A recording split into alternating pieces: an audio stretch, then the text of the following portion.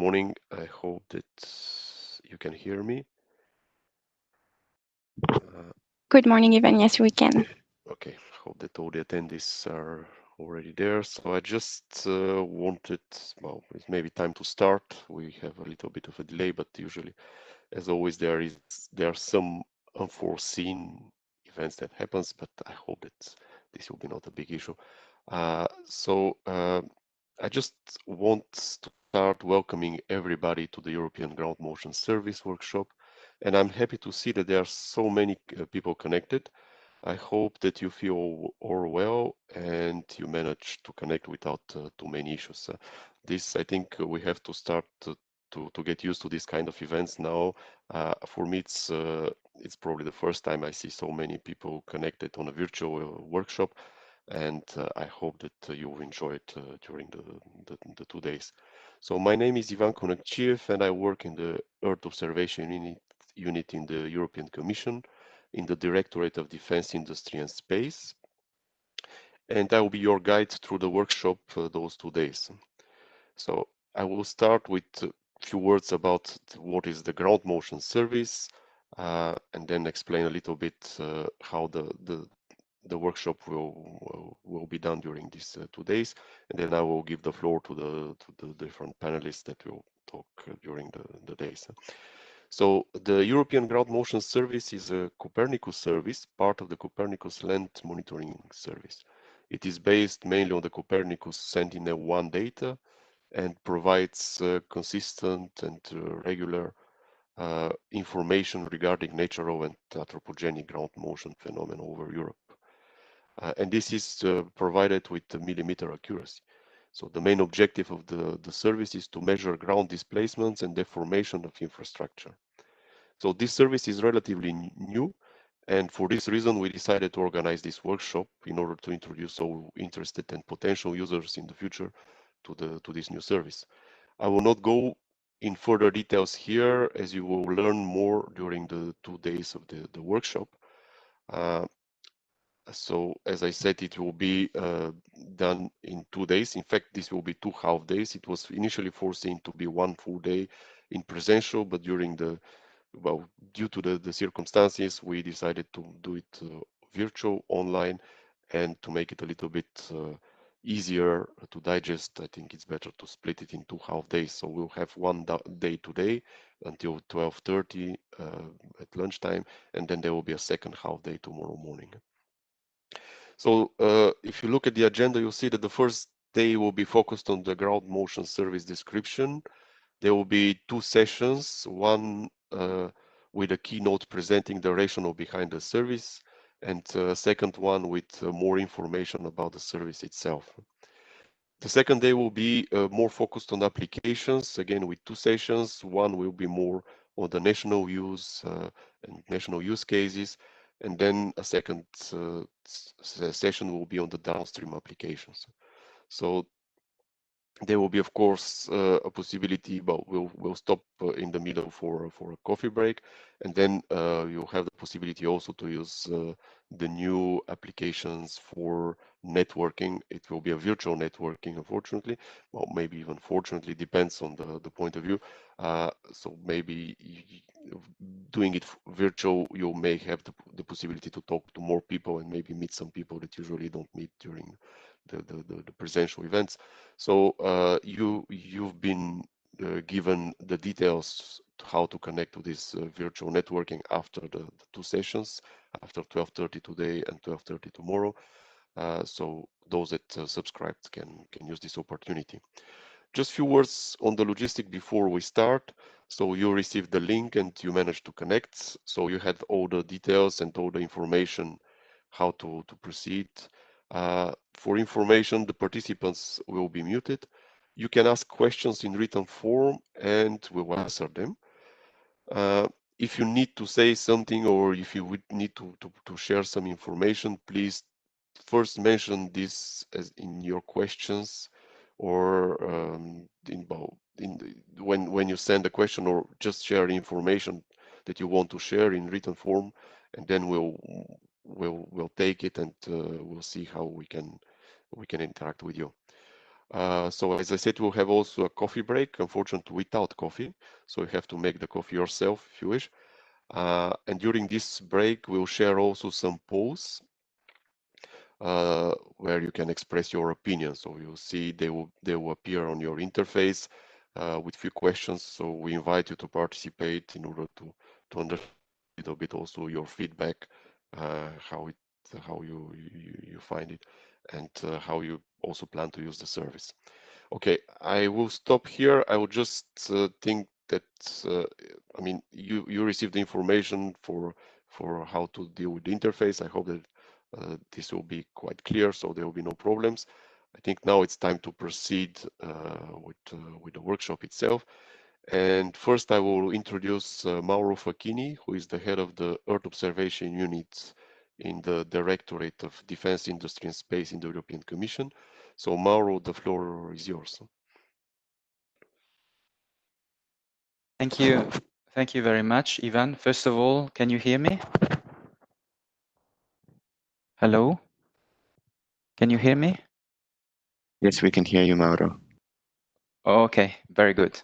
So, first of all, good morning to everyone. I know that there should be a lot of people attending this event. As was indicated by Ivan, it's always quite tricky to participate in these events because you miss the direct contact with people. So you miss the numbers, but you miss also the faces, the body language, the enthusiasm, and many things that I hope will come back as soon as possible. Speaking about numbers, I got from Ivan that around 400 people registered. I don't know how many are online today, but I imagine that these numbers will be calculated later. So the workshop that we are having today and tomorrow is very important. So on ground motion, and it is a particular product of Copernicus. Why I am saying a particular product? We every time that we speak about Copernicus, we say that it is a user-driven program, and this product really demonstrates that it is a user-driven program. As responsible for the Earth Observation Unit, I'm chairing the committee, the Copernicus committee. And actually, the request to have this kind of product came directly from delegates, from member states, saying we would like to have this kind of product because we feel that it's very important in Europe for many countries. And today, when I'm saying today, I'm speaking about 3-4 years ago, they were saying today is not available. Now, after their request, after the analysis and actually putting up the governance for that, asking EEA to run that, we have a product that is starting to deliver some results, and the plan is to reinforce this product for the future, also in Copernicus Copernicus 2.0, as we call it. Why I'm saying Copernicus 2.0? For those who know the processes in the European Union, you might know that we are at the end of the financial cycle 2014-2020, and 1st of January we start a new financial cycle to 2021-2027 with new budget. All the budget is not assured yet, but I think final decisions are taken. And in the end, I think there are good and bad news. The good news is that we'll have some more money that we had in the past. The bad news is that we would have expected more money for Copernicus than what we will have. Nevertheless, the ground motion service will be included in the land service and will continue to deliver this product. But I think concerning the real details about the product and how it is implemented, Ivan already gave it some introduction. Colleagues from other entities, in particular from EEA, will give you more details about that. So I think that I will not take too much time too much of your time, and I would propose really to move directly to the other panelists. But before doing that, I would really to thank Ivan, first of all, from my unit for supporting the organization of this event, EEA, and all those to participate to this event. So with this, I wish to all of you an excellent 2 days workshop, and hope to see you directly, physically, face to face in the next future. Stay safe and have a good meeting. Thank you very much. Thank you, Mauro. I think we'll have the opportunity today and tomorrow to learn much more about the service. I will give now the floor for a few welcome words also to Hans Duformon, who is a project manager in the European Environment Agency, coordinating the Copernicus land monitoring service at the agency. Hans, the floor is yours.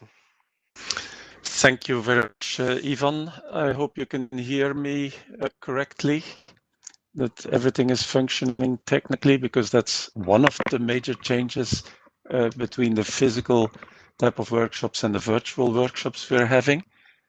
Sound is okay? Yes. We see you, we hear you. Okay, perfect. Good. Then let me welcome you also from my side to this workshop on European ground motion service, where I fully agree with Mauro that it's quite an important service. And I'm actually also extremely happy that this can take place, in particular because it's one of the few services that really started its existence completely bottom up. It's really the initiative that has been taken by the member states, where experts in the domain that are already experimenting with national versions of similar type of services came together, created a task force, started discussing about the possibilities of extending such a service to the European level. And so we get today a situation whereby we are happy to see that this became successful in the decision making, that this bottom-up process of mutualizing such a service at pan-European level really becomes feasible. It is actually also very important for many reasons, not the least because it will allow us to get a real baseline service across 39 countries in Europe. We usually at the agency, the European Environment Agency that has been entrusted to implement that service, we always work not only with the member states from the European Union, but extend that to the cooperating countries as well in the Balkan and so on. So we will have a pan-European coverage of this service, and that's quite good to know, because there we will have really a standardized information set that can serve as a baseline for many applications. I must admit, at the very beginning, when the first ideas came from the member states and when it was suggested that the European Environment Agency should implement this service, we were a little bit surprised because the ground motion information so far, I would say, was not really into our core business, into the DNA of the EEA. But gradually, whilst we went through that process of learning what has been developed in the white paper from the task force, having several discussions in the user forum, in the committee, we then started seeing indeed this has great potential. It's absolutely fantastic that EEA is being entrusted to implement that service. And also, the thing is that it's a complex and therefore not a cheap service.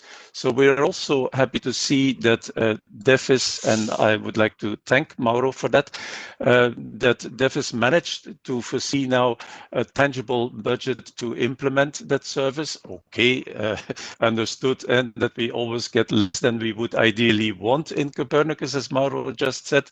But still, I think there's a good envelope of budget foreseen so that we can really make it happen.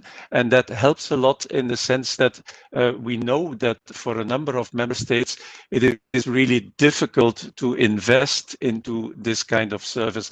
And that's where I think we can see the strength of a European Union, and where we try to, when it makes sense, to mutualize the efforts, bring that together at a European level and make it available for all these countries, and a huge range of user communities that can really benefit from the baseline service that we will get. I will not take any further your time because I'm sure that all of you are really waiting eagerly to learn about the service itself. So I would like again to thank all of those who made it possible that this workshop can happen. And I'm looking forward also to 2 interesting days in that workshop. Thank you very much and have 2 interesting days in ground motion. Back to you, Ivan. Thank you, Hans. Thank you very much. I'm sure that it's a challenging exercise for the European Environment Agency, but at the same time, it's very interesting. So you'll be glad to work on this subject. As you said, now we move to a little bit more substantial aspects where we would like to explain a little bit what is behind the service, what is the rationale, how it works, etc. So I will introduce then the first session, the keynote session of this workshop with 2 different speakers. But just before introducing the session and the speakers, I would like to remind you that you can ask your questions online during the presentations. You have the tab with the questions on the side of your interface, and your questions will be managed and moderated by our moderators that stay on background, which I would like to thank them also for the work that they will do, because it's quite a big work. And once these questions are accepted, they will be visible to all participants. So if you want to share something also with the participants, you can use this interface. You can vote also for some of the questions or the statements that you find the most interesting, and they will come on top of the interface. And at the end of the session, we will select few questions. If we can't do everything, we'll select at least few that will be covered and answered.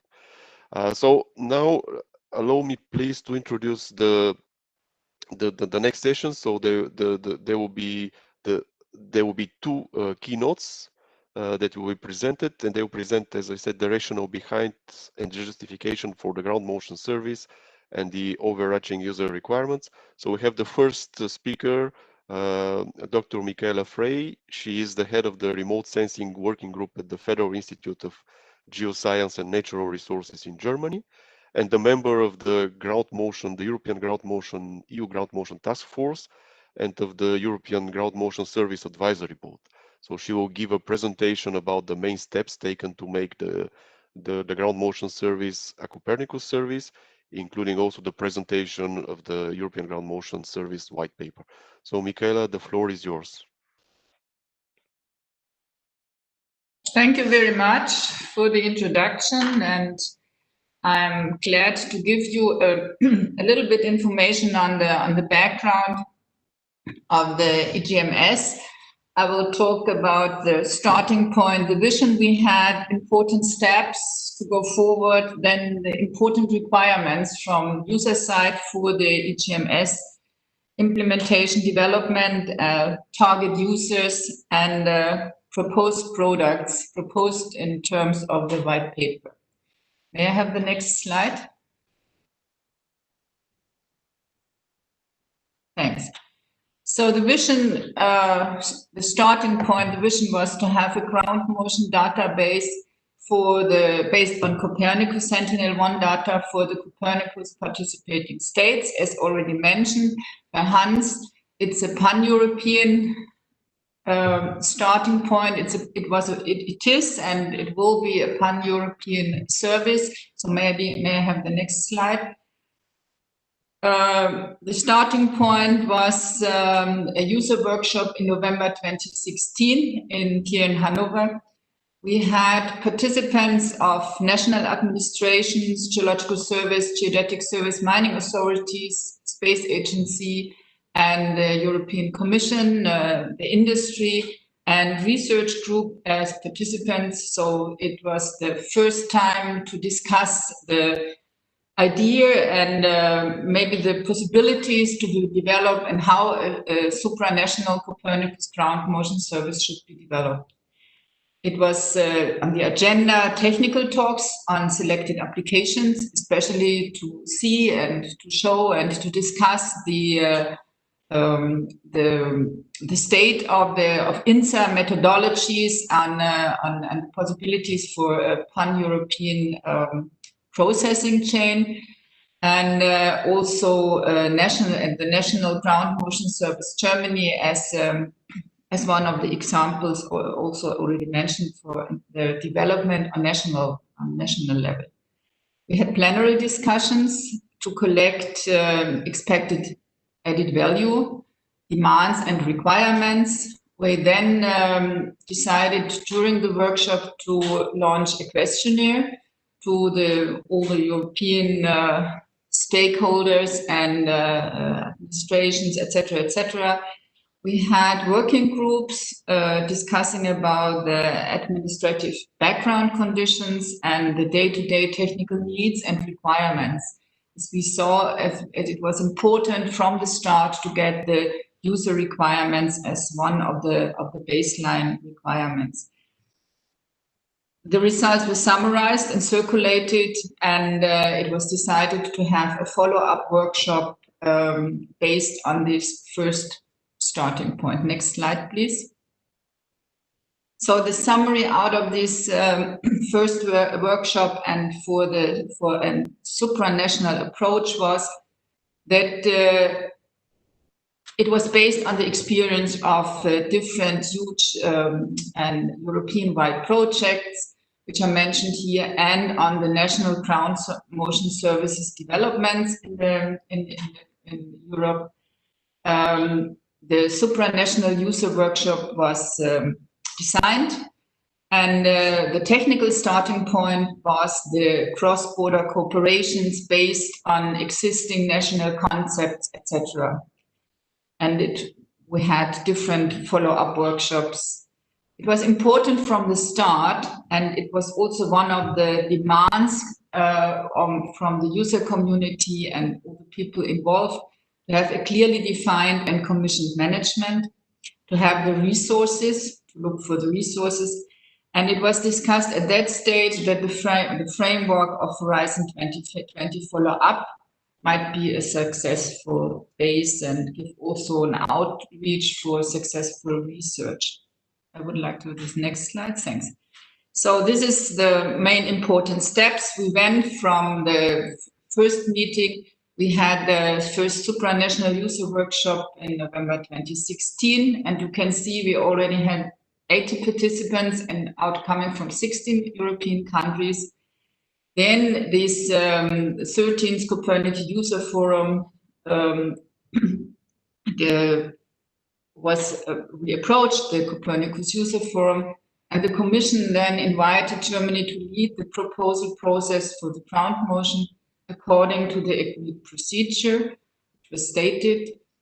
BGR then has taken the initiative and set up the task force for supranational ground for the supranational ground motion service. We had the first task force meeting in March 2017. The concept development for potential Copernicus ground motion service was the main goal of this service. The second task force meeting in July 2017 was the next step and also important step to set up the technical requirements, and led directly then to the development of a white paper, European Ground Motion Service. In September 2017, so a very short time between the first starting in 2016, after we could send the white paper for the development of a European ground motion service to the Commission. It was approved by the task force and the task force interest group, with 75 members signing this paper and 19 countries. So the white paper was then delivered to the Commission for further decision in 25th September. The white paper is online. You see the link on the bottom. The white paper, European Ground Motion Service for a proposed Copernicus service element. It was dated September 2017, and the authors are the members of the European Ground Motion Service Task Force. So it was circulated for all the members, and all the task force was informed and agreed for the white paper. The next slide, please. I have the next slide, please. So the next important step was the acceptance and uptake of the European Ground Motion Service into the program, into the work program in 2018. The Copernicus User Forum in October 13th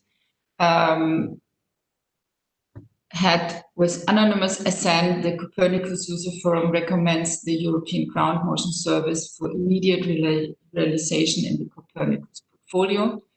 And after that, the Commission authorized the European Environmental Agency as entrusted entity with the implementation of the European Ground Motion Service and informed the member states accordingly. So we had the step, we did reach the step that the European Ground Motion Service was starting to develop and to be implemented in the land service. A pan-European scale information will enable streamlined access to free and open ground motion data products derived from the Copernicus Sentinel missions for key target audiences in both public and private sectors. So ground motion is typically exposed with SAR technology, and here Sentinel-1 gives us the very important background. We have a long-term mission. We know that we have a long-term acquisition times, etc. The ground motion spatial database of Europe will provide reliable and timely information regarding natural and anthropogenic ground motion phenomena in Europe. The objective is to show ground displacements, landslides, and infrastructure stability, highlighting subsidence or soil lifting with millimetric accuracy. The service will support national and European level policies. Ground motion monitoring is a key component in disaster risk assessment and management for better and more efficient risk management and protection of assets. So the Copernicus Ground Motion Service will represent an economy of scale, ensuring that the data is processed once. So we have a standard for Europe. We have reducing time, costs, and achieving a coordination of results. And further on, out of that, also a policy for pan-European downstreaming activities. May I have the next slide? So the target users, first, I want to show you the target application areas within mapping and risk management. It includes natural and man-induced geohazard risk assessment, geodesy, land management, urban and rural planning, climate services, infrastructure development and management, mining and other natural resources extraction, dam groundwater monitoring, insurance topics and litigation, structural and civil engineering, property market, and the railway and road management is one of the infrastructure management. Next slide, please.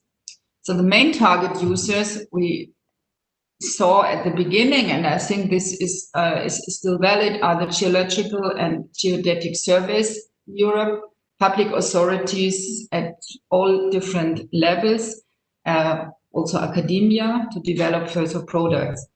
But the main user communities benefiting of the European Ground Motion Service downstreaming are listed here. It's surveys, it's road, railway, mining administrations, regulators and planners, public authorities or levels, citizens of the participating states, and the industry with infrastructure management, engineering, oil, gas, insurance, and further on product developments in the downstream.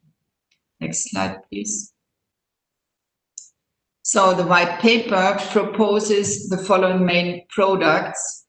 Level 1, the first single look complex data of Sentinel-1, input data only, not one of the products, only for special requests for the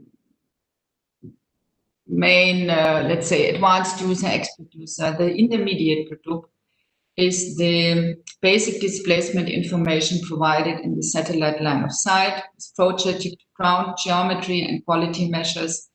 And the product will be delivered for individual and consistent frames. It's also the community best practices and state-of-the-art algorithms shall be used in this data processing and analysis. So the level 2B product is the, let's say, main product. It's the integrated into a standard reference frame using external information such as GNSS network measurements and mosaic.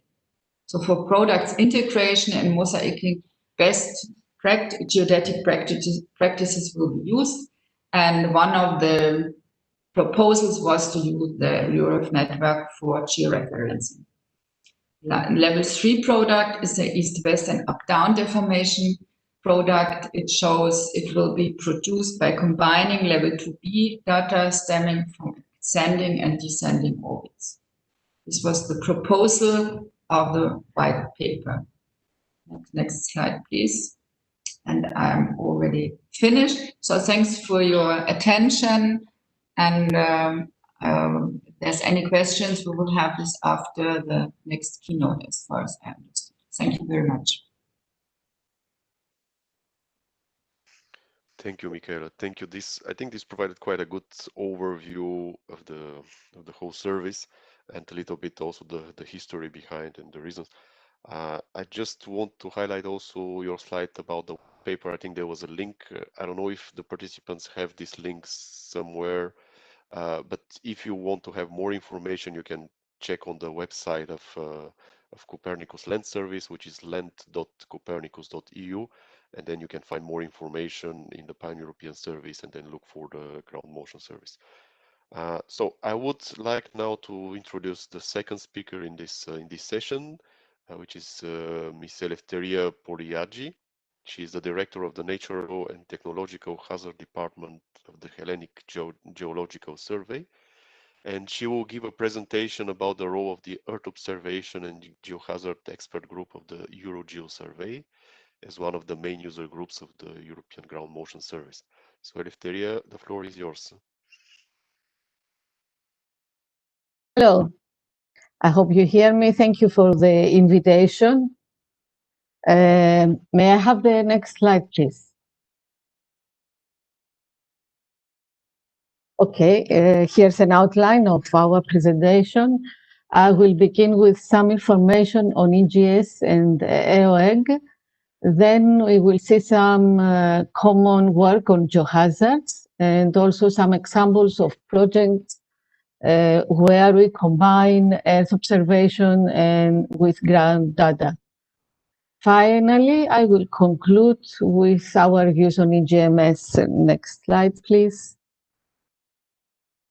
EuroGeo surveys, the geological surveys of Europe with 31 country members and over $1 billion annual budget, represents several thousand of workforce.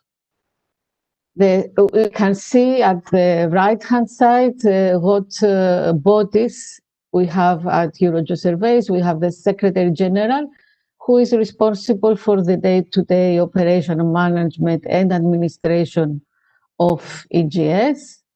We have also the Executive Committee, which is the primary decision-making body, and the Board of Directors, who proposes the actions.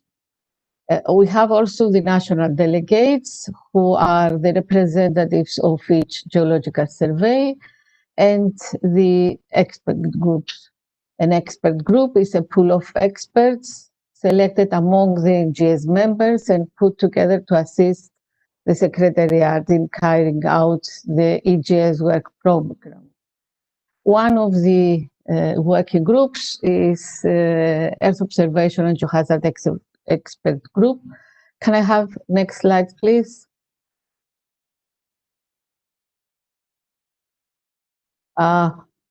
Yes, thank you. Earth Observation and Geohazard Expert Group has 88 members from 30 countries. You can see here the leading team with each one has a specific role. Next slide, please. The group brings together experts from all over Europe and combines space observation with ground data. Our main aim regarding geohazards is to contribute to in optimizing society's resilience to geohazards, to minimize the loss of human life, environmental, economic, and material damage. Next, please. Usually the geological surveys are public institutions and they have the role of the state advisor of on natural hazards of geological origin, such as landslides, subsidence, floods, earthquakes, and volcanoes. Next one, please. As a group, we have started working together, mainly dealing with landslides. And here you see some joint publications. We will have some information about them in the following slides. Next slide, please. Many geological surveys do keep landslide databases, but these differ between them. They differ in the recorded parameters. For example, 8 geological surveys don't even give information on the type of landslides. Other differences are the methodology used to collect the data. There are records derived from historical information or from air photos interpretation, while others record only those events that were examined in the field. Time span is also different, making the comparison a very hard exercise. Although the map we see in the left has different colors and give an outline of where landslides are concentrated, this is not necessarily the real situation. Italy in red may have the most recorded landslides, and for sure that means that Italy has the larger database. However, a country with low number of landslides could be a country that has landslides, but the specific geological survey does not keep a database. Next slide, please. As a second step, we have used the locations of landslides from these previous databases to produce the landslide density map. Even though we know that the map is incomplete, it gives again an overview of landslides in Europe, demonstrating that landslide is a hazard affecting almost all European countries. Next one, please. Another joint work was the collection of data from geological surveys that agreed voluntarily to share their information. This time, the data were homogenized and for the same span of time. We have collected only landslides that had caused damages. Recorded information concerned the location, the type of events, the triggering factors, the type of affected area, and of the consequences. Again, this map is not representative, as not all surveys keep this kind of data. But this kind of data, like the number of deaths and injured or the financial impact of landslides, are not easily found, or they are recorded together with floods or earthquakes, which are two of the most common triggering factors. Anyway, we have an overview of what is happening in Europe. We can see that in 2015, we had 20 deaths and 37 injured in Europe, and with the limited information we have. Next one, please. We will proceed with some examples of projects using INSAR and ground data. Geological surveys were among the first users of SAR interferometry, and they participated in many European projects. PanGeo was a project in which almost all geological surveys were partners. 2 cities from every country except Cyprus and Malta that had one were studied. With the integration of the SAR and ground data, we were able to map areas with geohazards, and all this information was available to local authorities and to citizens. Next one, please. 2 more examples of projects are Doris and Lambre. We had advanced downstream services for the detection, mapping, monitoring, and forecasting of ground deformations at different temporal and spatial scales, providing products useful for all phases of the risk management cycle. Next one, please.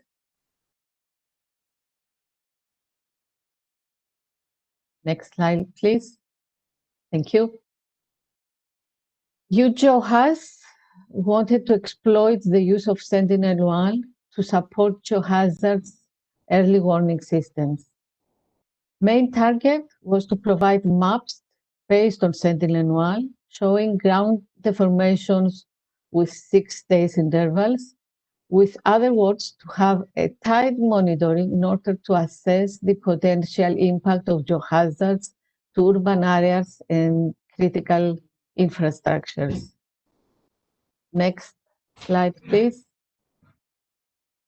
So we have done that.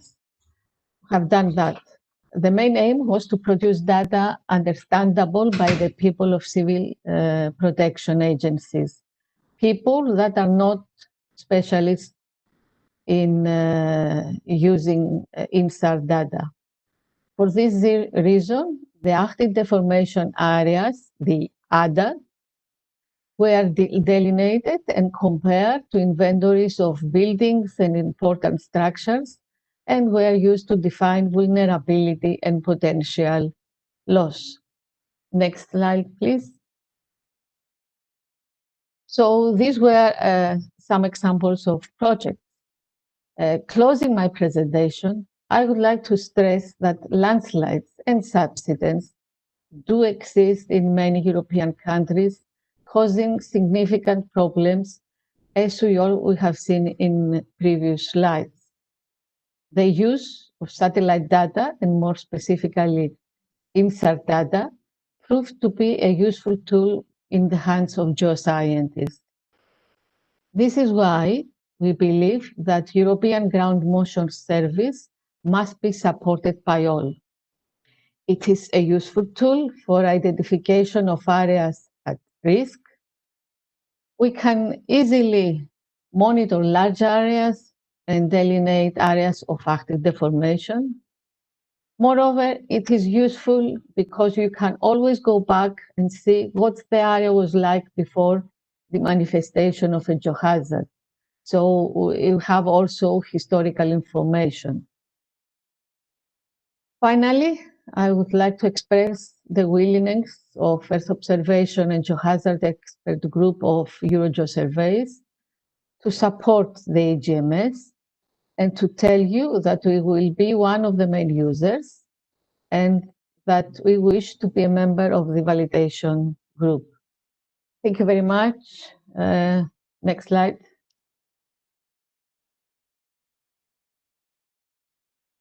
And this is over. Thank you very much again. Thank you very much, Efteria. I'm happy to hear that we have already supporters. So I'm sure that there will be more and more in the future when the service starts to deliver regularly. Thank you for your presentation. So we had the 2 presentations for this session. I think what we can do now is that I will give the floor to Henrik for the questions. Henrik was in the background, so he was collecting your different questions. So Henrik, could you please summarize and pick some of, or maybe all of the questions I give the floor to you. Thanks, Ivan. I hope you can hear me well. Yes, we hear you. At least I hear you. Yeah, good. Thanks a lot. We have received a number of questions. Some of them I will try to deal with. Some of them I will hand over to some of our panelists. But there are some questions concerning the coverage, and I have to say that of course some of these technical details will also be covered in a later presentation. But anyhow, these are important questions. So there is a question concerning the EGMS coverage and overseas areas, and I can say in general when we talk about coverage and we talk about the first production phase of the European Ground Motion Service, we have specified that what we are looking at to begin with would be the Copernicus participating states, including the UK for the moment, including French overseas departments and regions, but not overseas territories. The Azores and Madeira are included. Canary and Balearic Islands are included. The Channel Islands are excluded. And I think also this is true for Svalbard and the Jan Mayen.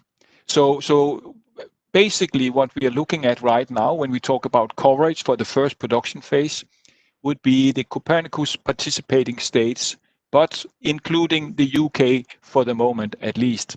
It means that it will be all EU member countries plus Norway plus Iceland, and then also the UK. This is actually what we have in our specs right now, and if the political situation changes, of course we will need to look at that. But this is what we have in our specs right now. I hope this answers your question, and also the question concerning Greenland, if Greenland is also included, and it is not for the moment included in the coverage of the upcoming European Ground Motion Service. So let's see. So we have some questions concerning the availability of slides and if the sessions are recorded. And I don't know if Ivan, maybe you can, or somebody in the background can provide some practical details concerning the availability of the recording and slides. They will be available, but maybe a bit more details can be provided now. Yes, thank you, Henrik. Yes, I mean, I didn't say this from the beginning, but yes, the session is recorded, and it was when you registered, in fact, you had to give your consent for this. So it is clear. I would invite probably someone from MSI, the supporting office, to provide a little bit more technical details how this can be accessed. I know that it is registered, that it will be available later on offline, but maybe you can just clarify quickly what is the situation. Thank you.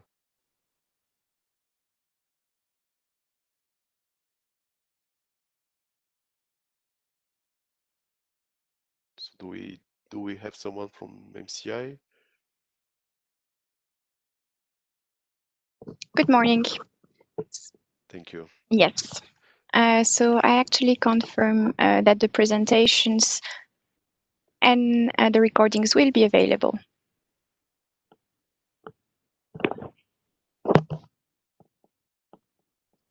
Okay. Good. We'll inform you probably later on how you can access them, because we have to see where they will be published exactly, but you'll be informed on this. Yeah. Thank you. Yeah. Okay, and then we have a few more questions. We have a question concerning if the data will be available for research, and absolutely, yes, they will.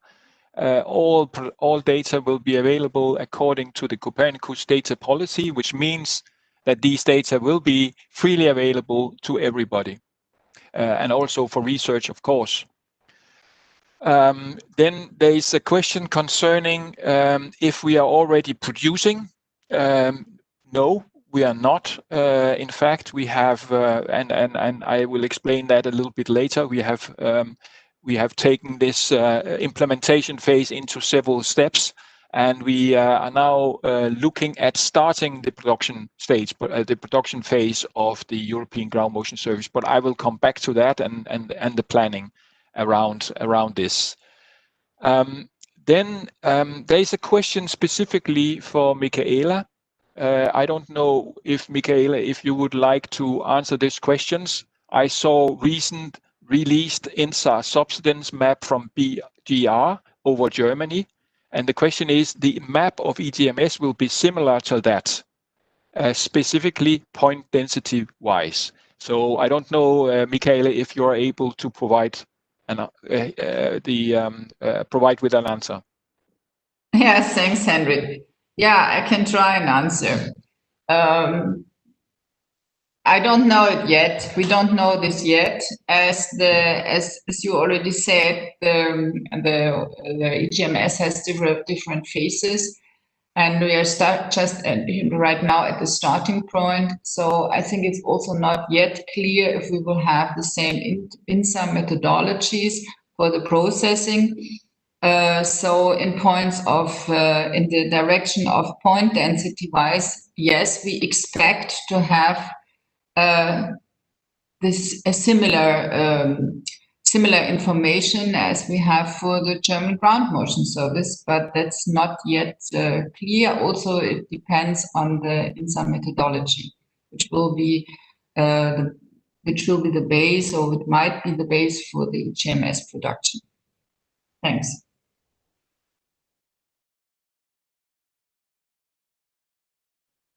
Okay, thank you, Michaela. And I think we have also a question for Eleftheria. There is one asking regarding the integration with in situ with EO. Have you used GPS or EGNOS in your projects? I think that's a question for you, Eleftheria, if you would like to give an answer, please. Hello, could you please repeat the question? I can repeat the question, of course. The question sounds, regarding the integration of in situ in EO, have you used GPS or EGNOS S-base system with around 1 meter accuracy in your projects? No, usually we used most of them Sentinel-1 on. And when we speak about ground data, we say about geological surveys in situ, some monitoring boreholes, etc. I don't know if I answered. Thank you. Okay, thanks a lot. Thanks a lot for that. Then I can see that there are some questions related to the methodology that we are going to use. Let me just, I can display them to you. And some of these questions will also be handled during after the next presentation. So I think we should not maybe go into too much detail right now. The only thing I will say is that we have considered these, and especially the question concerning the white paper mentions that there are different processing concepts. Again, what we have in our specification, service specification and implementation plan, these details will be covered by Michaela in a presentation after the coffee break. So I guess that we will wait with these more technical questions. And let me just see. There's a question concerning how will it, I guess, the European Ground Motion Service coexist with other private INSA companies which are already providing this service in the market? That's a very valid question, and a question that has been considered in detail, I have to say, because as explained also by some of the other speakers, this is really a bottom-up process. And as part of this decision process, where we need to decide whether to start a new service or not, of course, this question about unfair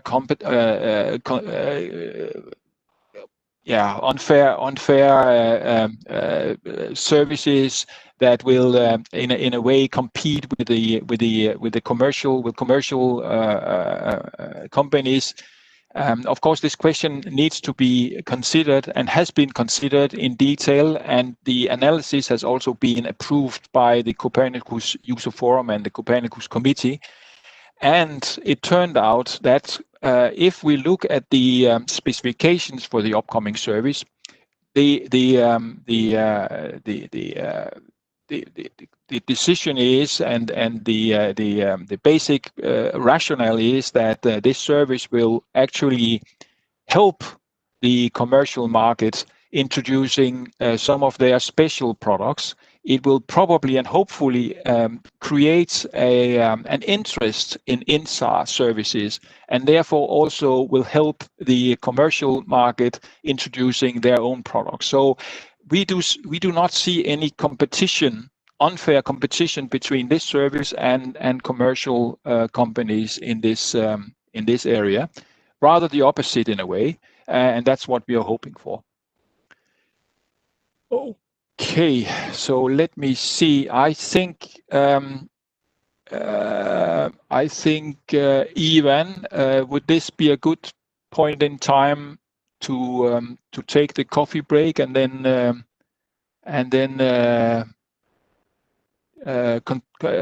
continue with the next session? Yes, thank you, Henrik. Yes, I think well, we came to the end of this session. I think thank you for answering these questions. Anyway, I think at the very beginning of every workshop or every session, there are a lot of questions which usually sometimes are answered later on. So I guess that a lot of questions that were asked, and even those that were not asked again, well, those were not asked yet, they will be answered probably later on. So we can stop for a break. Though it was planned to stop in 45, but we can stop now for half an hour break, and we reconvene at 11. So please do not forget that there will be polls that will be activated on your interface, so you'll have time to answer a few questions. So let's agree and see each other or hear each other in half an hour at 11 o'clock. Thank you.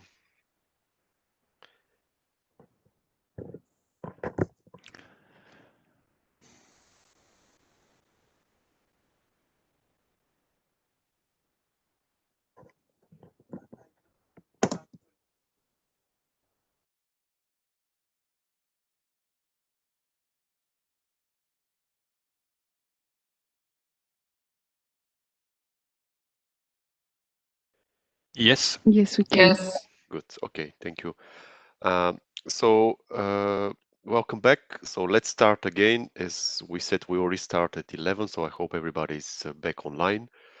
So before starting the next session, I just wanted to remind that there is a question in the poll, and you can vote, so you can find it on your interface in the post app. So the current question is to score how do you see that the ground motion service fulfills the main end user requirements. So I see that the results, there are some results already. There are a few people that voted already, and I think it scores quite well in terms of expectation. So we will launch other questions later on, so stay tuned. You can check the polls tab from time to time. I think it shows a small dot when there is a new question, so you'll be informed when there is a new poll. So please go and check it and share your experience or just your ideas. So let's move to the next session. This session is dedicated to the presentation of the planning and the main features of the European Ground Motion Service. We'll have two speakers, and we'll start first with Henrik Andersen, who is a contract manager at the European Environment Agency. He will present the key user communities and applications for the European Ground Motion Service, as well as overall planning. So this will provide a little bit more information on the service itself. So Henrik, the floor is yours.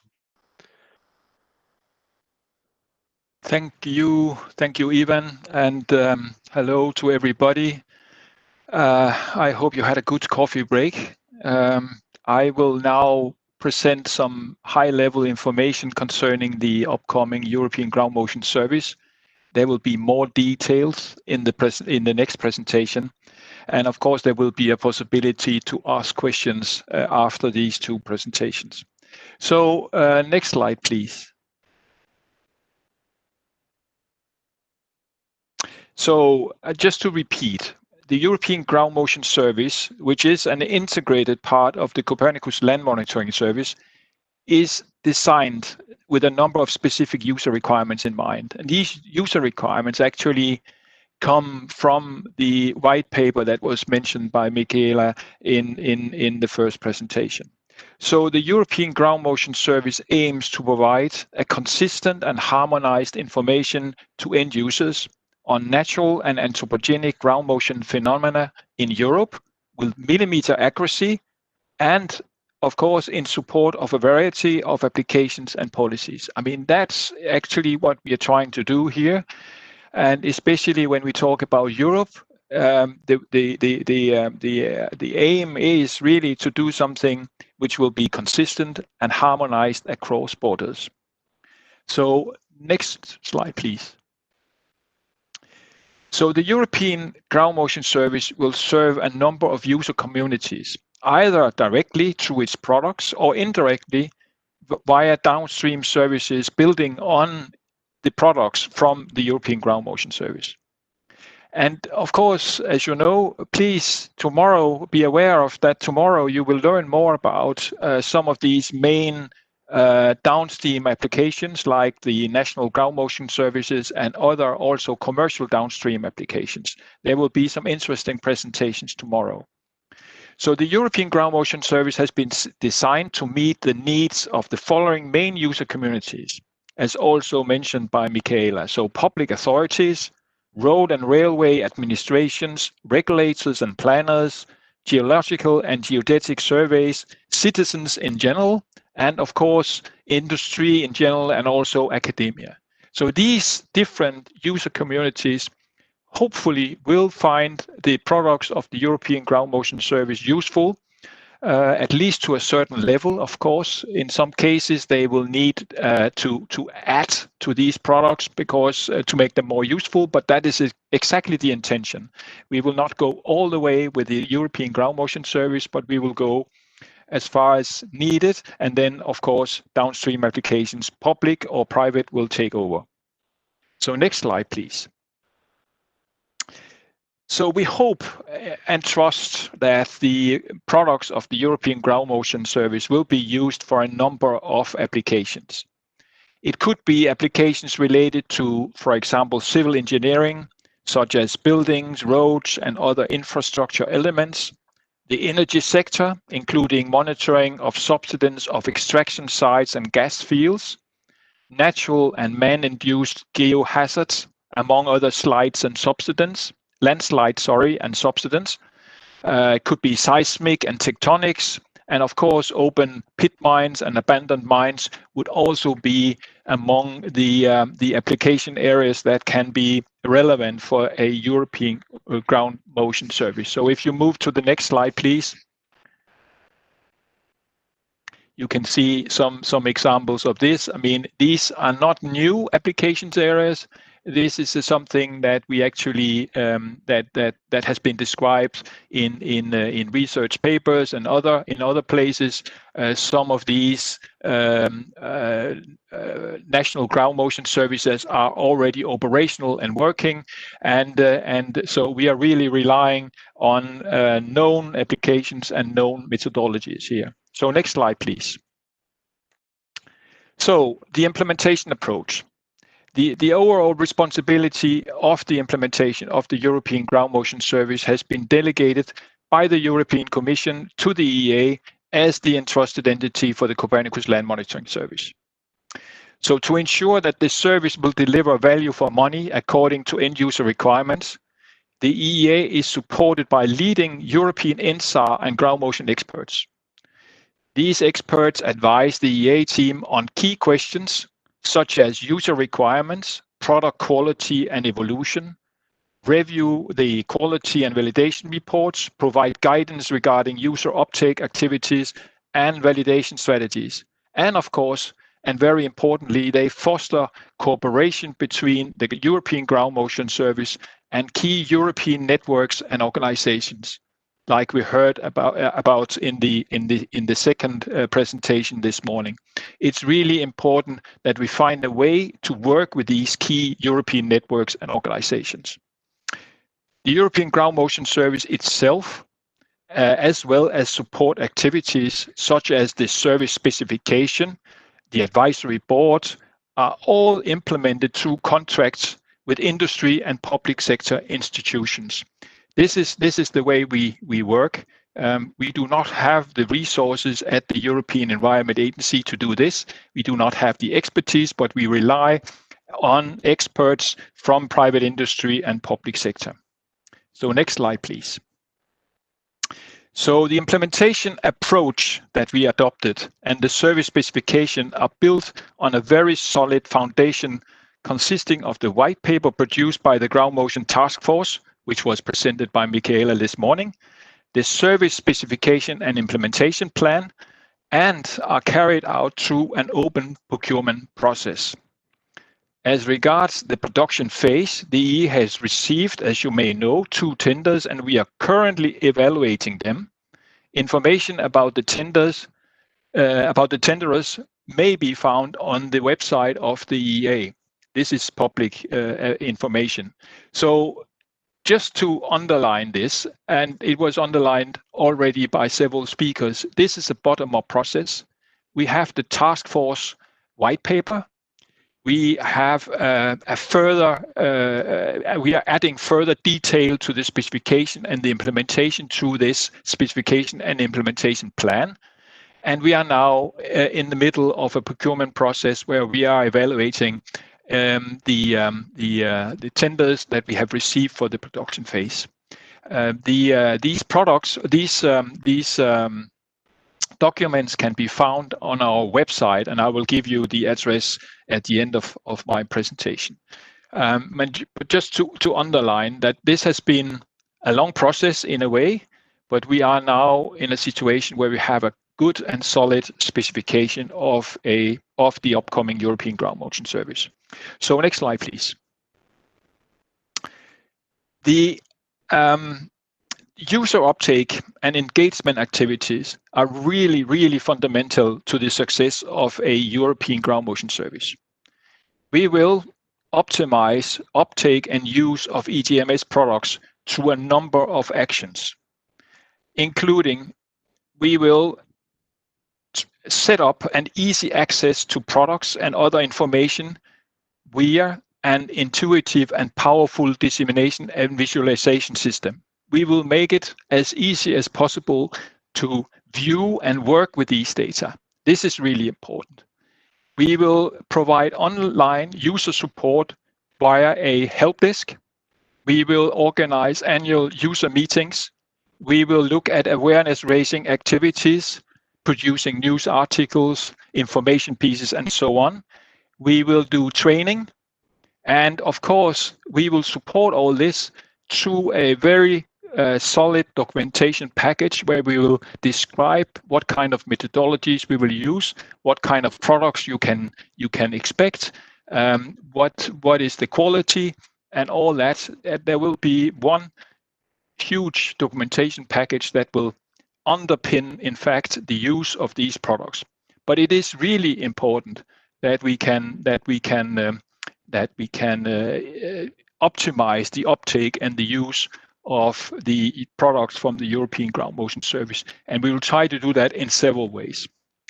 We would also like to establish a very strong connection to national ground motion services and the European Ground Motion Service Advisory Board has in fact already prepared a report on the interaction and cooperation between the European Ground Motion Service and operational ground motion services, or national ground motion services.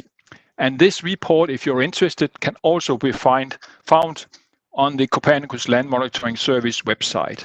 And I will give you the address at the end of my presentation. So if we can move to the next slide. So the overall planning, and you're maybe very interested in this. There are some question marks, I have to say. We are looking at the budget right now, as also indicated by Mauro Faccini in the beginning. We are in the middle between two phases, Copernicus 1.0 and 2.0 in a way.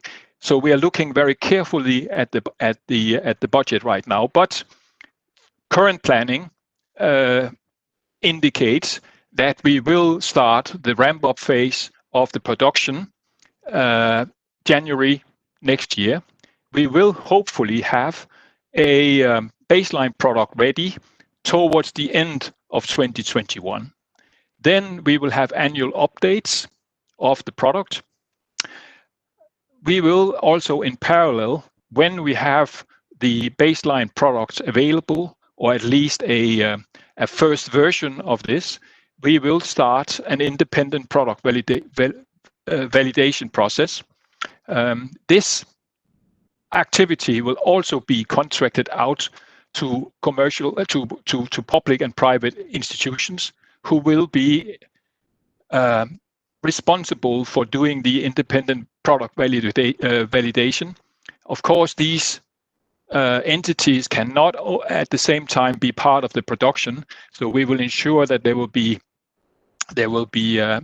will be really an independent validation.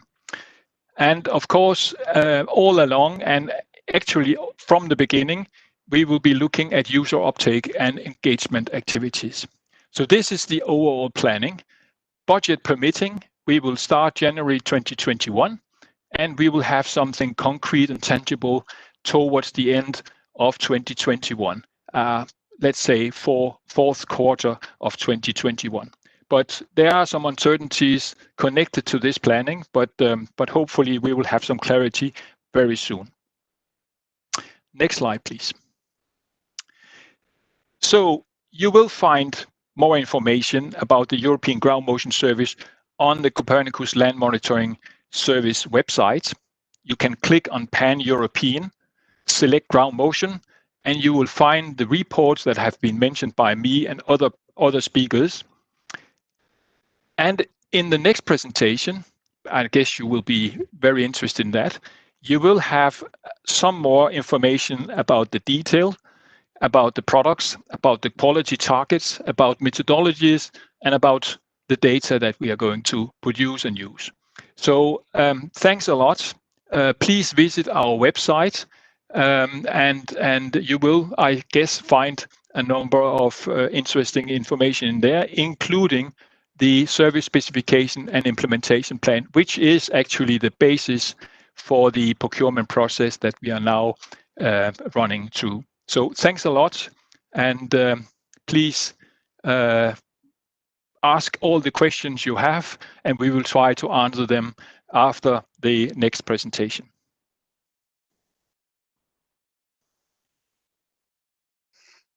Thank you, Henrik. I think it was quite interesting presentation because it answers probably a lot of questions that were not asked. So it provided quite a lot of information, and I think this will be complemented with the next presentation, as you said. I think with those presentations, we'll have quite a complete overview of the service itself. So before introducing the next speaker, I just want to complement what Henrik said, is that ask questions, and if you have also some information, please know that this is not only a question answer session. If you have some information that you would like to share or share something, you can use also this question and answer possibility on the interface, where you can share some information if you want to say something that you think is interesting for all of us.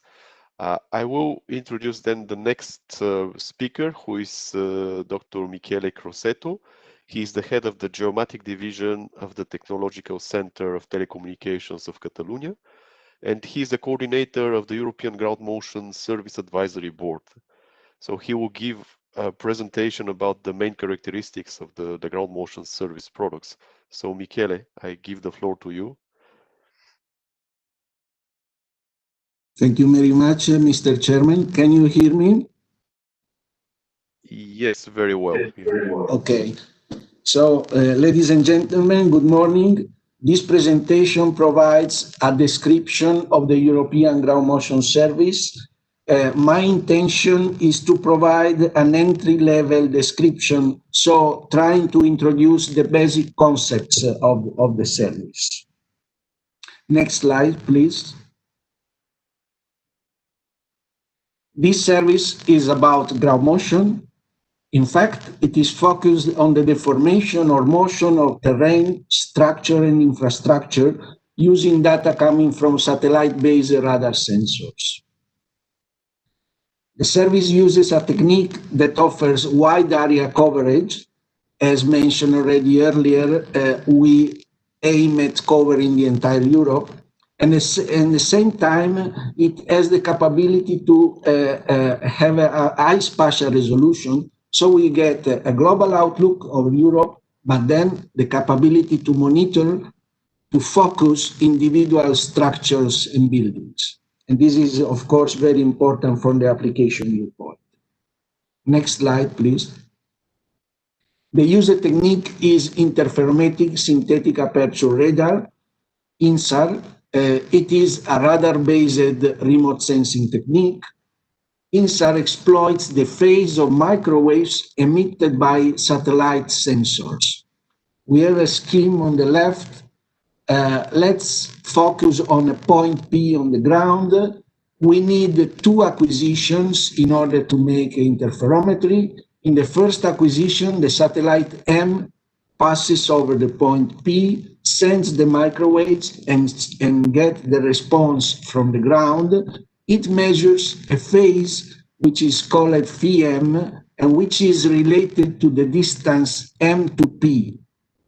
Let's assume the point P as a displacement from P to P1, and we need a second acquisition with a second satellite S, which sends again the microwaves and senses the responses. It measures a phase phi s that in this case is related to the distance S to P1. The difference of the two phases, phi s minus phi m, is directly related to the displacement from P to P1. And that's why we are able to measure the formations. The microwaves that we are using have a wavelength in the region of a few centimeters, and this makes the technique sensitive to small deformation at millimeter scale. This, of course, is fundamental from the application viewpoint. Let's think, for instance, about all the applications that need an early detection of displacement. It's very important to sense very subtle displacement. Next slide, please. This is an example of a product which comes from SAR interferometry. It is a ground deformation estimated using just two acquisitions as seen in the scheme earlier. The ground deformation is color coded, is plotted in color. The bluish color are around zero deformation, while the green to yellow and reddish color indicates deformation up to 47 millimeter in this case. This is a mining area located close to Barcelona, where exactly this deformation field that you can see are caused by underground mining activity. It is important to note that this is a very simple product derived with just two acquisitions, while in the service, in the ground motion service, for the same area, an area like this one, will be used a lot of images, an entire stack of images in order to get an improved quality of the deformation estimates. Next slide, please. The data sources for this service will be the Sentinel-1A and Sentinel-1B satellites of the Copernicus program of the European Union. Both satellites carry out a synthetic aperture radar, which is used for SAR interferometry. Data are acquired at least every 6 days in 2 different geometry over a given location in Europe, over any location in Europe. The 2 geometry are the so-called ascending geometry, when the satellite crosses the pole, the South Pole, and goes in the direction North Pole. This is the so-called ascending geometry, and the other geometry is the descending, when the satellite crosses the North Pole and goes in the direction South Pole. The data are available since 2014, and the products of the service will start on these dates. The next slide, please. We have a map of Europe with the acquisition of Sentinel-1 over 6 days. The number of acquisition increases from south to north. In fact, in the north, we can have up to 8 SIN acquired over these 6 days. But what it is important is that in any spot on the southern Europe, there are these 2 acquisitions over 6 days. This makes a very dense temporal sampling of the deformation. Please, next slide, which is very important for deriving the main product of the service, which are the deformation time series. This is an example of time series where we have in a first period a relative stability of the given point in the given object, then a period of deformation as a very subtle rebound, and again stability. The deformation time series, which provides the entire time history of the deformation of a given point, are fundamental to understand the mechanism, the driving mechanism of the deformation. In this specific case, for instance, this is an example related to water extraction, and we know that from the time series that there is a given moment where the water extraction starts to have an effect on the ground, when it stops, etc. So it is a very rich information to understand the deformation phenomena at the end. It is important to notice that this type of information will be available for any of the measurement points of the service. And we are speaking about billions of points. Next slide, please. This is a topic already mentioned earlier by Henrik. The coverage of the service will be the Copernicus participating states, as said, the 27 countries of the European Union, plus United Kingdom, Iceland, and Norway. There are some details about the islands, etc., but this is basically the coverage of the service. We are speaking about covering more than 5 million square kilometers. Now, what are exactly the products of the service? We have 3 main products. Let's start with the first one. The next slide, please. The first product is called the Level 2A, and the Level 2A includes deformation maps and deformation time series with measurement along the radar line of sight. What is this? Next, please. And next again. Yeah. No. Yeah, this one, please. The line of sight is the line that connects the satellite, as in this case, to the point, to the target on the ground P1. We measure the deformation along this line. What does it mean? That if our deformation is 3-dimensional, as it is usually, so it has 3 main components, with this technique, we can only measure the component along the line of sight. which basically means that we measure the projection of this 3D deformation in the line of sight. This is somehow a limitation of the technique, but we cannot do anything when we have just one acquisition, as we will see later. Next slide, please.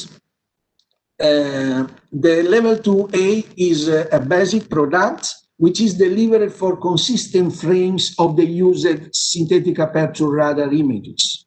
Okay, we have consistent frames. For these consistent frames, we have all the deformation, and the measurements are referred to a reference point, one for each of these frames. Let's see an example. Next slide, please. An example to illustrate what could be a level 2A product. We still don't have the products from the service, but we have examples. This is an example from this Barcelona city center. Is the deformation velocity map derived from Sentinel-1 images. The deformation velocity map is plotted in colors between -7 and 7 millimeter per year. There is within the red ellipse an area of deformation. This area of deformation is caused by construction works that involved a lowering of the water table. Let's see in the next slide an example of time series. These are time series of some points located in this area. You can see that the main deformation of these points are related to the blue lines, which indicates the piezometric level of the area. Okay, we are basically sensing the deformation in this case that are induced by variation of the piezometric. This example shows that level 2A can clearly be a useful tool for the monitoring of construction works, especially those works that make variation of the water.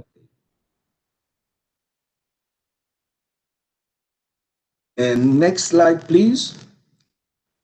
Well, again, about the level in 2A, the processing will be performed at full Sentinel-1 SAR resolution. However, the measurement availability, both in terms of coverage and spatial density, will mainly depend on the line cover type. What does it mean? That given an area, given a country, we don't have the same density of points in the cities, in the urban area, and in the countryside. And the draw on the left try to illustrate this. We have on the top a winter scene where the microwaves that arise from the satellites get a very weak response from the tree, which is without leaves, from the grass, while it gets a strong response from the wall, from the balcony, and from the building on the right. Now, on the bottom, we are in spring. There are changes, significant changes in the vegetation. So the microwaves this time get a rather different response from the tree and from the grass, while they get a similar strong response from the wall, the balcony, and the building. What happens? That from these last elements, wall, balcony, and buildings, we have a persistent response over time, and this persistent response over time can be exploited to derive the measurement, the deformation measurements. While usually we have difficulty to derive deformation measurement on the grass and on the trees, etc. In fact, over such a land cover, we usually get a very low density of points or no density at all. So the message is the product will have different density of the measurement according to the land cover. Next slide, please. We move to the second product, which is called the level 2B. In this product, the frames coming from the level 2A are mosaiced. So basically, this product consists of the interferometric SAR data combined with data coming from reference GNSS network. The reference GNSS network are rather sparse in the territory. There are not very highly density of such a network. So basically, the GNSS will provide the information at long distances, say, just to keep in an idea, over 50 kilometer, 100 kilometer, this information will be coming from GNSS, while interferometry, SAR interferometry will provide the detailed spatial information on the deformation. This level 2 product, again, will be referred to the radar line of sight, as we have seen earlier. Next slide, please. The generation of the level 2 product will have to overcome the uneven availability of GNSS data across Europe. Just to give an example, in green, you see the dots in green show the availability of the so-called UREF reference station. These are, of course, the density of these points is very low, while in orange you see the distribution of the so-called UREF GNSS permanent network used for engineering applications. And for several countries, especially in South Europe, Poland, etc., you see a quite nice density of such points, while these points are not available, for instance, in Scandinavia. So this will be an issue to be addressed during the production. The level 2B product will be generated at full Sentinel-1 resolution. We will see now an example of product. Please, next slide. This is an example of what could be a level 2B product. Is an example coming from Germany. It is the ground motion service of Germany, which is already operational. In this case, all the processed frames of the SAR images have been mosaiced, obtaining a seamless product. This will be somehow the appearance of the level 2B products also over Europe. Next slide, please. And finally, we have the third product, which is called level 3. It represents a more advanced product, especially with respect to level 2A. It includes two main deformation components that are the horizontal east-west component and the up-down vertical component. This is a step forward. This is an improvement with respect to the so-called line of sight deformation, as we have commented earlier. In the line of sight, we have just one dimension observed. In this case, this product provides two dimensions, two components of the deformation. How it is obtaining this? This is obtained by combining at coarse resolution, 100 by 100 meters, ascending and descending results.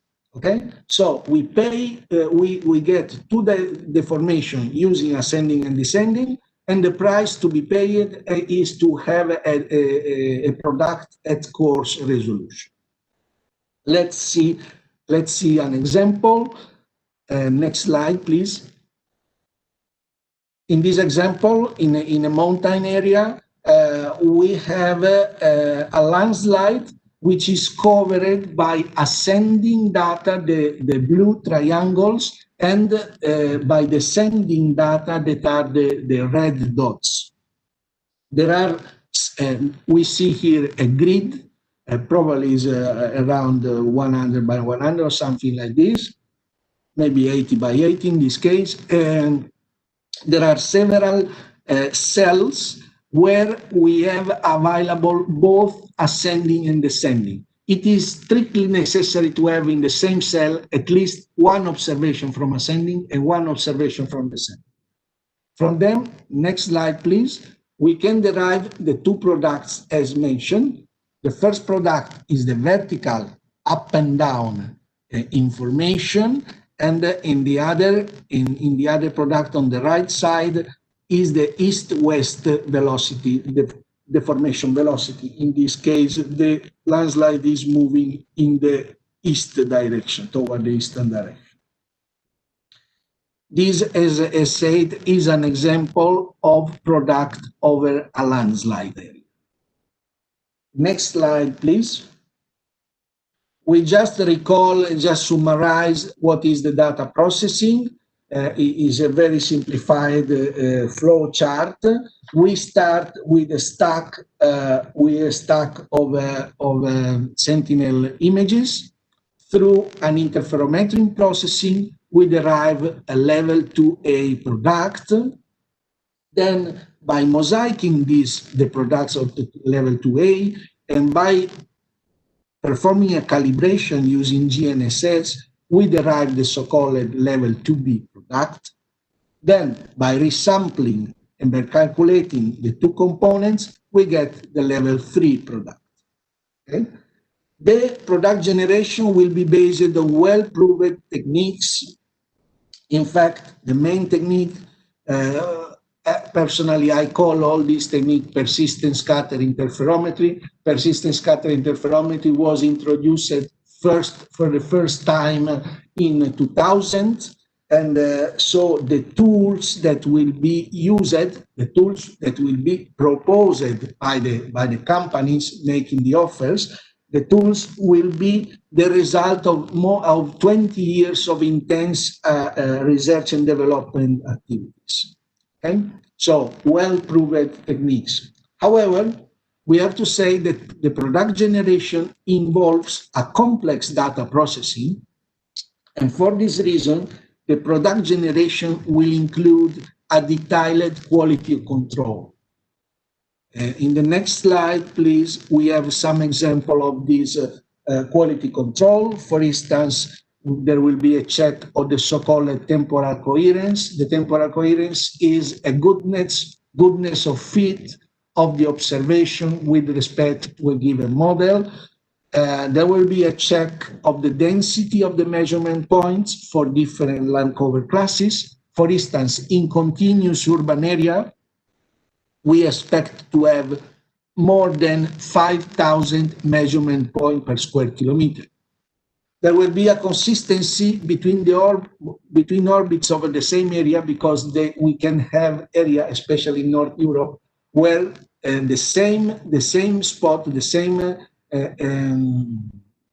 area is covered by different adjacent orbits. So different adjacent orbits can derive deformation measurement over the same area. Well, of course, will be interesting to check the consistency of these adjacent estimates of the same deformation. Another quality control will be the comparison with GNSS stations. There will be also a check of intermediate product. There are several intermediate products of the processing. One of these is the so-called interferogram, and the analysis will check the interferogram before and after the correction of the atmospheric component. There will be then comparison with artificial reflectors. Artificial reflectors are devices, usually metallic, that responds very well to the microwaves, so they are good reference, good benchmarks to make quality control. And finally, there will be a multi-provider harmonization. Why? Because the service will be probably given by different service providers, different companies, and of course, we expect consistent quality of the data coming from different companies. Next slide, please. Well, this was about quality control. On the top of this, there will be validation activities. A validation process will evaluate the applicability and detection capability of the INSAR product through an independent assessment. Our advisory board is currently defining the specification of the validation activity, and the validation will be subject of a separate call for tender. So there will be a team performing the validation activities. This will be a key component to achieve a wide user uptake and engagement, as mentioned earlier by Andy. Well, this is all from my side. Thank you for your attention.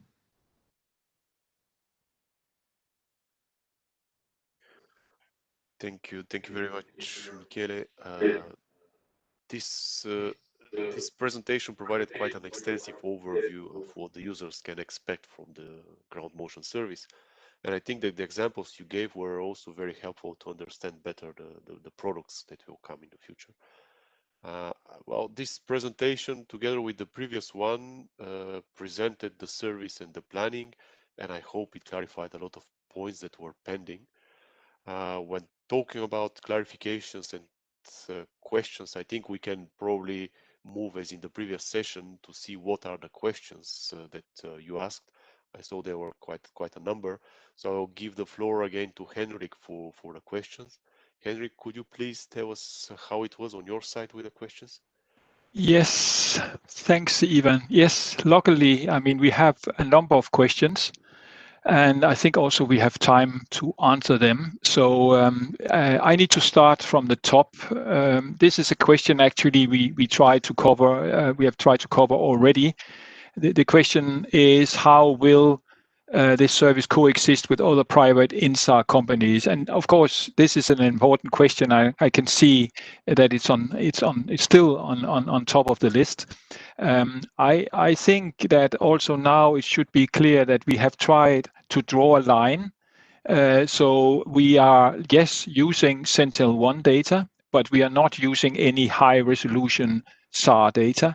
We do not do monthly updates or anything close to that. We will stay with annual updates, and by doing that, we will have a quite a different product compared to many private INSAR companies. And also, as I tried to explain earlier, during the process, the decision process in the Copernicus governance bodies, this question about unfair competition has been analyzed in detail, and the report was approved by the Copernicus committee, and I personally look forward to a very good and close cooperation between the European Ground Motion Service and the private INSAR companies, as well as public institutions, because we hope, of course, that these data can be used out of the box in a way, but also can be used as a basis for further downstream applications. We could maybe, I don't know if that's possible. Yes, so the poll is up now, which is really relevant. So we ask this question, or we have this statement saying EGMS will facilitate the development of downstream applications, and this is really what we hope. This is an integrated part of what we try to achieve. So if you can move back to the previous one about downstream applications, the poll, could you do that?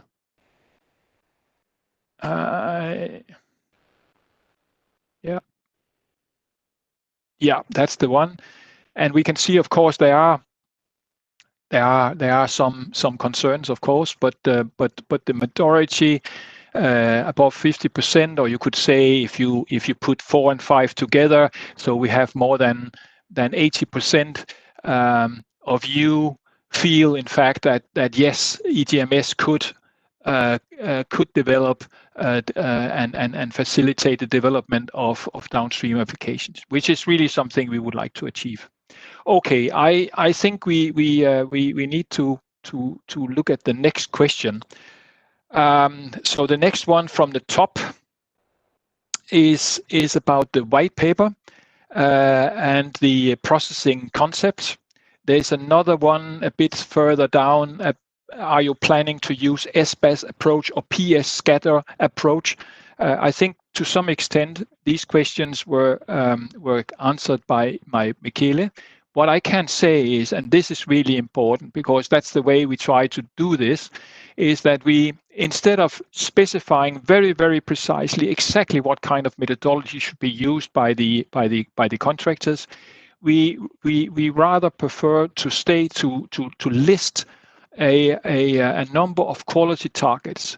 And that was explained by Michele.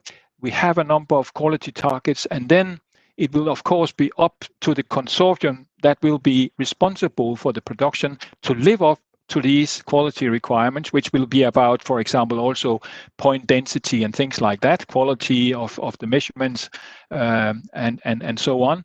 And of course, they will then choose the most appropriate and optimized methods to do that. So yes, of course, we are considering these questions, but we have tried to deal with them through a number of quality requirements. Okay, so will the product be updated each time a new Sentinel-1 scene is published? And I think it's clear that we will have annual updates. So that's the basic products or service specification, that we are not going to update the product each time a new Sentinel-1 scene is available. We will provide annual updates, especially also as explained before, because we would like to make a difference between the European ground motion service and downstream services, public or private. Okay, so let me see. I think, Michele, there are some questions that I would like you to answer. We have a question about what data will be used for validation.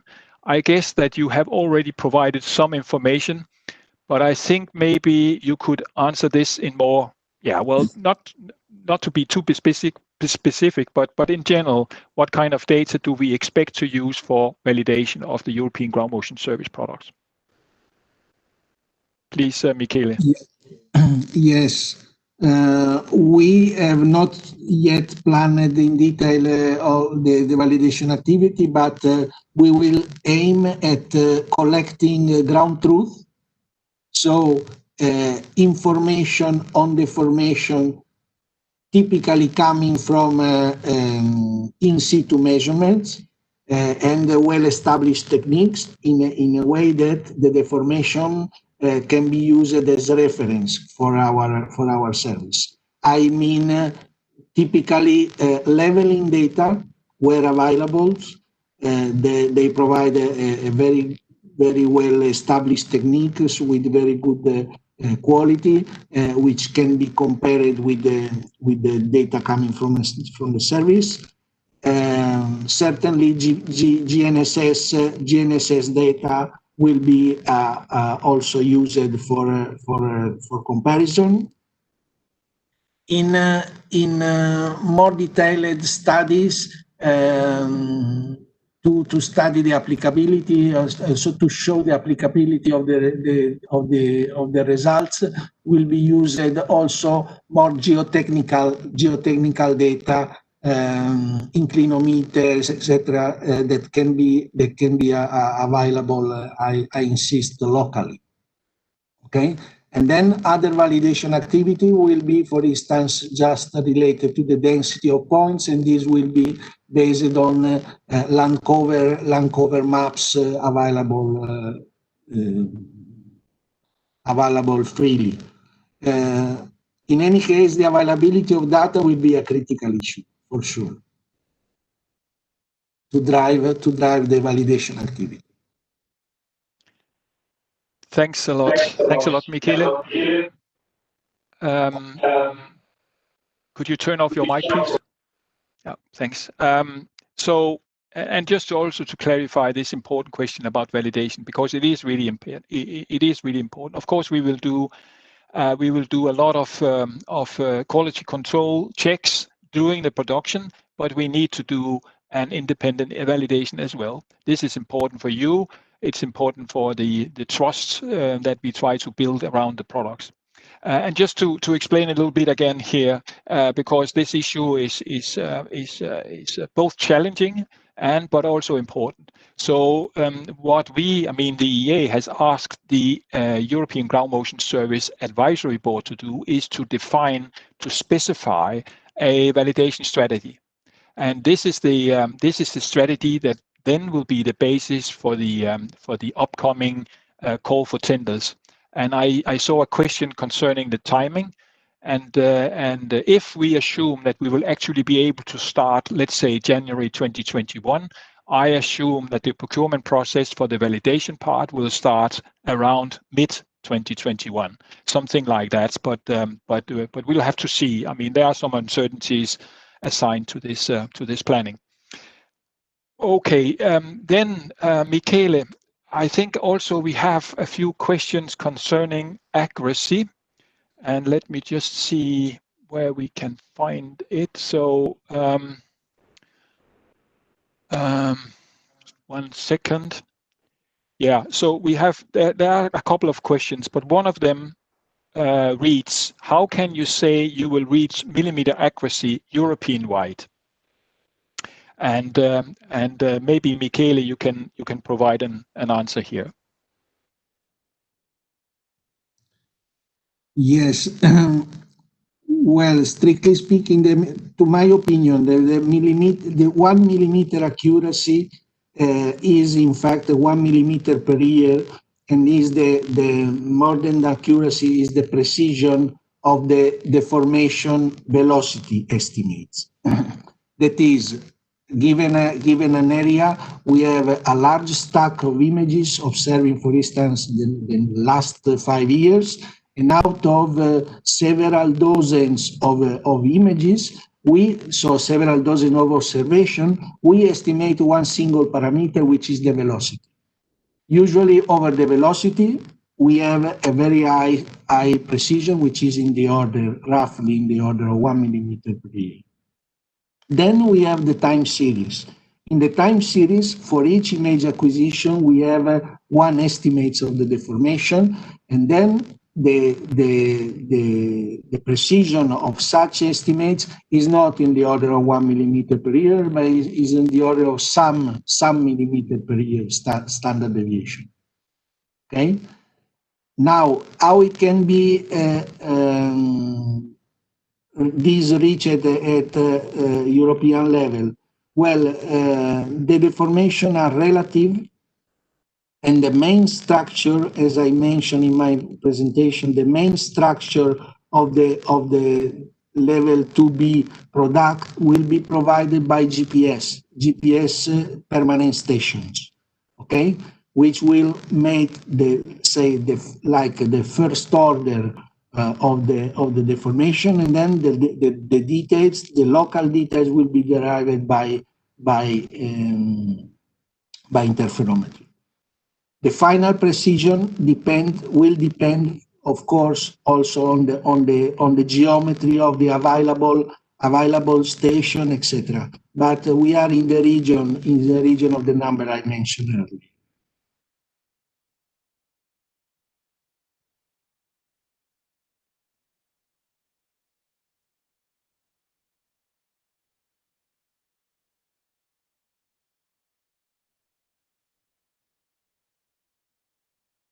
Eric?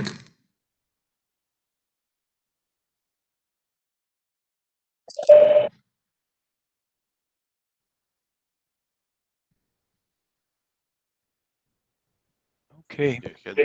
Yeah, I think Michele? Yes? I think we lost you. Have you finished your answer? Yes. Okay, thanks. Sorry, Michele, can you turn off? Yeah, please. Good. Okay, thanks a lot. Now, on top of my list, I have are the adopted algorithm and processing procedures for the same for all Europe? Yes, that's the yes. We will use the same methodology all over Europe. How are national ground motion service being incorporated? This is a good question, and also as I tried to explain in my presentation, we have been considering exactly that, and you can find a lot of information in the report that is available on our website. We will try to work as closely together as possible with national ground motion services, of course. Then I have a question here. EE acknowledged that doesn't have the expertise to undertake the service. This is of course important. We try to implement this service according to the task that has been delegated to us by the European Commission. We are doing this through a number of by the help of a number of INSAR experts in Europe. We have contracted a good number of experts, so we have an advisory board in place which is completely independent from the production, and therefore we can get independent advice from their side. This is really important, and this is something that we have been aware of since the start, and something we need to have in place, and this is something we will continue with. So the European Ground Motion Service Advisory Board will continue in some form also in the future, because we need this independent advice. Let's see. So we have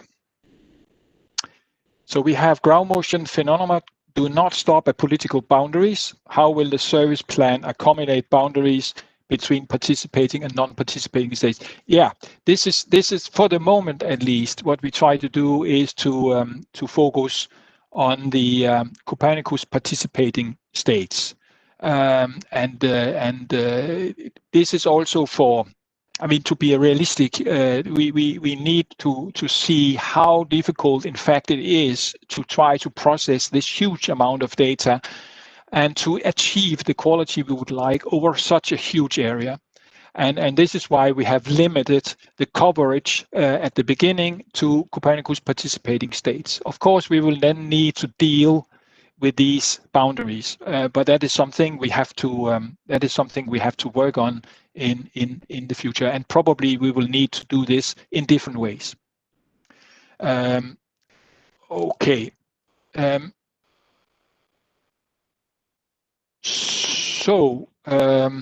I have here also on top of my list, how will you deal with seasonal loss of signal, for instance, snow? This is also important. In some areas there will be snow, in some areas there will be a lot of vegetation, for example. And this is really something that we have been very clear about in the tender specs, which underpin the procurement process that we have now, that we are now running. So exactly how this will be done will be up to the contractor. But of course, it's something we need to consider. We will have loss of signal in some places for a part of the year. That's clear. Then there's a question concerning Sentinel-1. Part of the ascending track data acquisition over the Baltic Sea is still missing due to shift between the EW acquisition modes. Will this continue? This is something that is controlled by the what so-called Sentinel-1 high-level operations plan, and of course we can try to change this if needed. This request will, of course, need to come from the member states. So this is I would say business as usual in a way. If we need to change the high-level operation plans for Sentinel-1, then we need to follow the process that are in place and take it up in the Copernicus committee, for example. We are not in direct control of this. I don't know if we should briefly move to one of the polls, just to have a quick look at one of them.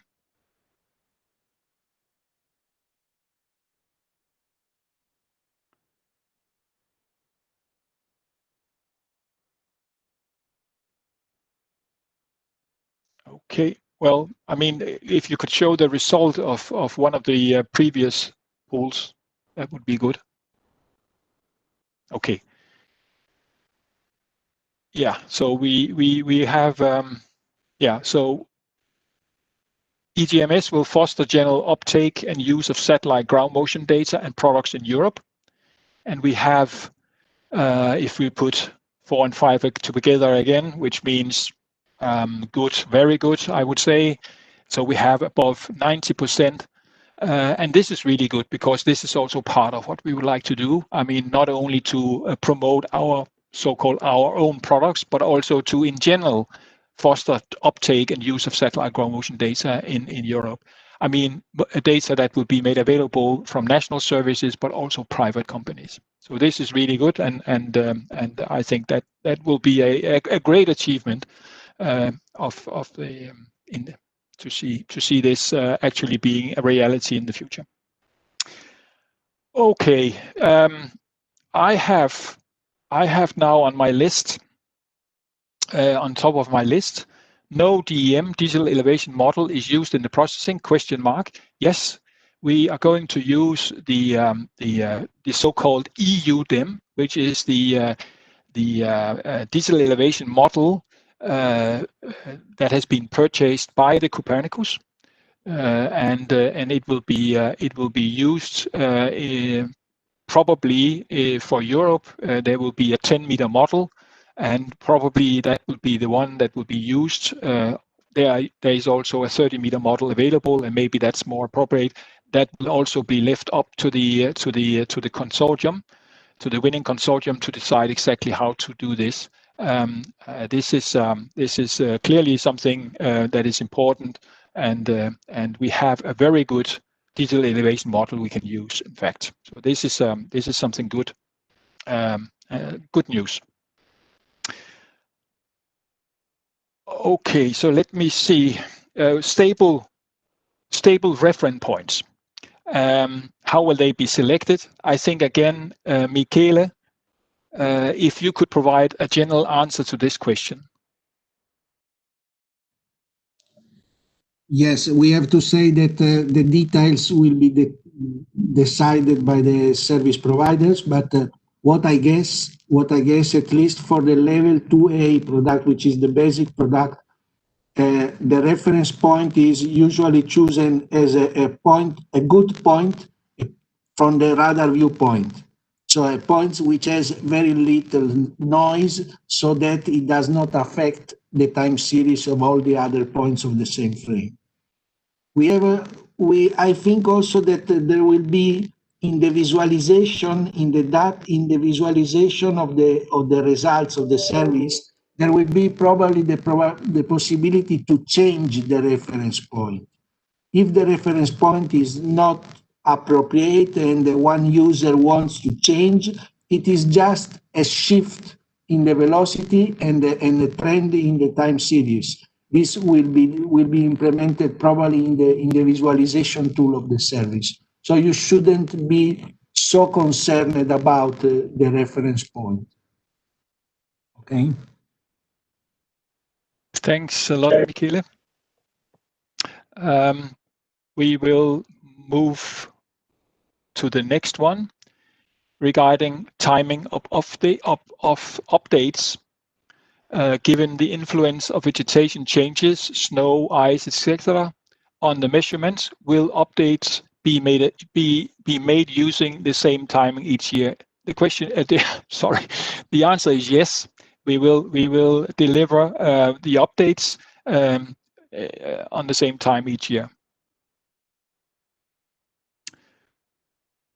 Okay, so a very specific question on the coordinate system. The main thing here is that we will ensure that these products are comparable to other land service products. I think from the top of our head, it will be ETRF 2014 that will be used. But the main thing is that we here try to make these data comparable to other Copernicus land service products. And then at what level will be the product available to public institutions, private companies, to every person in the street? how will this affect private business? Again, I think I've tried to answer part of this question. The main thing is that products made available through the European Ground Motion Service and Copernicus in general will be freely available to everybody. This is due to the Copernicus data policy, and hopefully this will not affect private business negatively. It will hopefully affect private business in a positive way, because these data can then be used also in the future for as a basis for commercial activities. Okay, so I think we have answered this question about co-located artificial reflectors. I think it was already mentioned by Michele. These data can and will probably be used for validation purposes in particular. Good. Then what is the time schedule for ITTs on the validation part? I've tried to answer that one as well.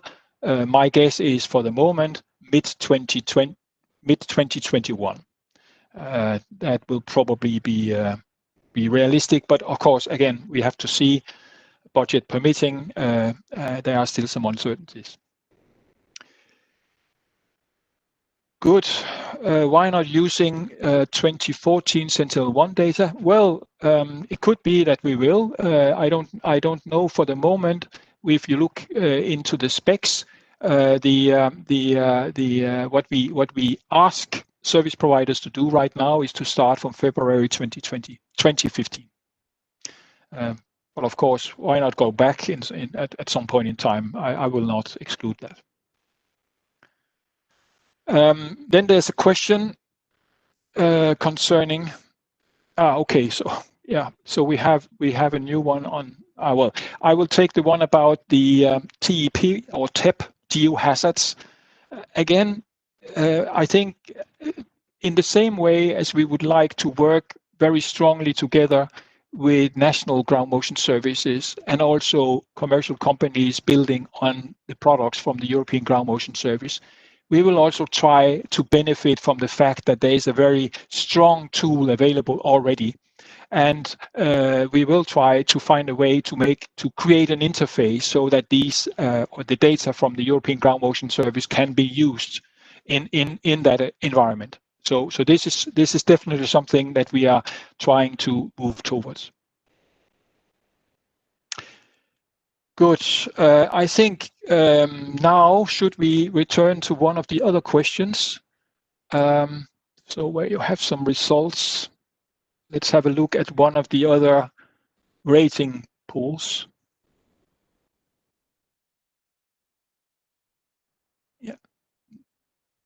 Yeah, that one we have. We have covered already that one.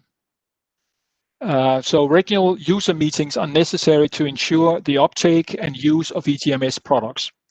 Again, I think it's very clear that there will be regional differences and that we need to approach users at a regional in the different regions in different ways, using different tools, and that is certainly something that we are planning.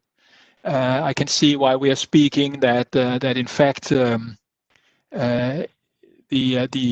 result is getting clearer and clearer in a way. This is clearly something, a take-home message that we need to consider exactly how we are going to do this. But definitely we cannot simply assume that we have one harmonized Europe when it comes to user uptake and to training and to the use of these data in general. So definitely something that we will consider how to do when we have a product ready.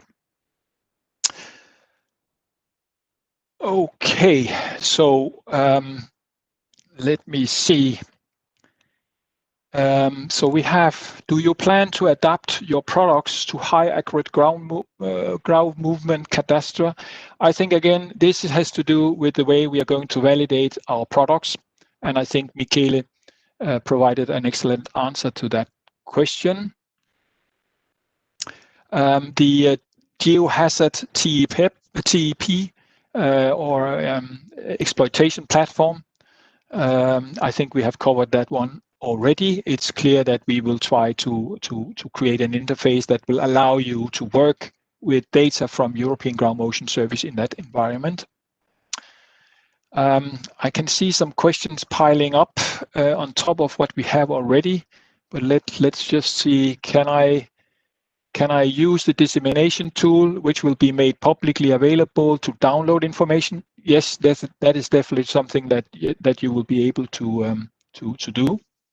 We will see exactly how this functionality will be implemented, but this is something we will try to include, of course.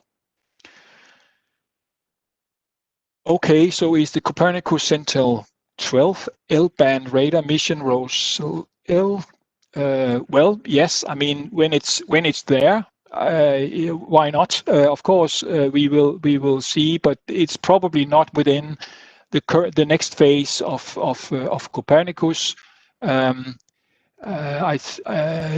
yes, and of course, it could be interesting also from a research point of view.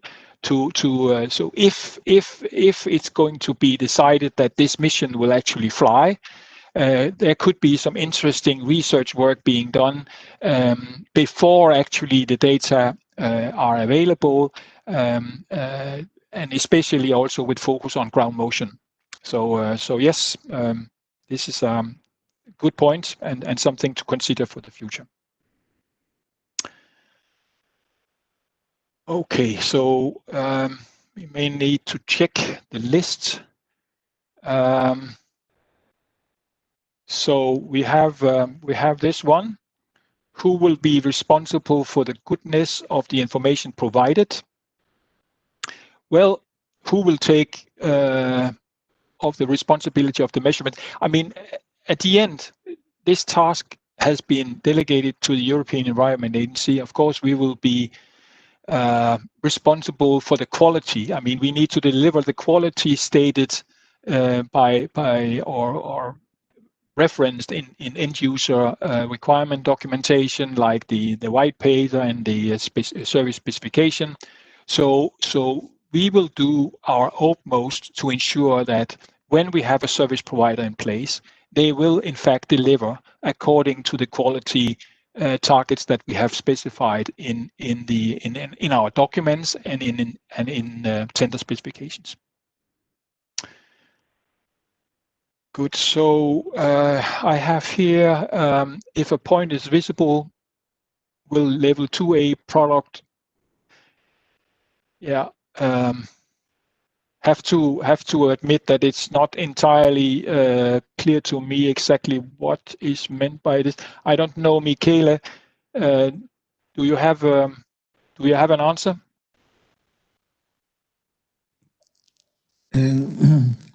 No, I understand this is when there are adjacent orbit that observe the same area, so you can, in principle, get different estimates of the deformation coming for slightly different viewpoints, so different angles. I don't remember if this is included in the specification or it will be up to the service provider to decide if they deliver multiple data coming from multiple view angles. I don't remember.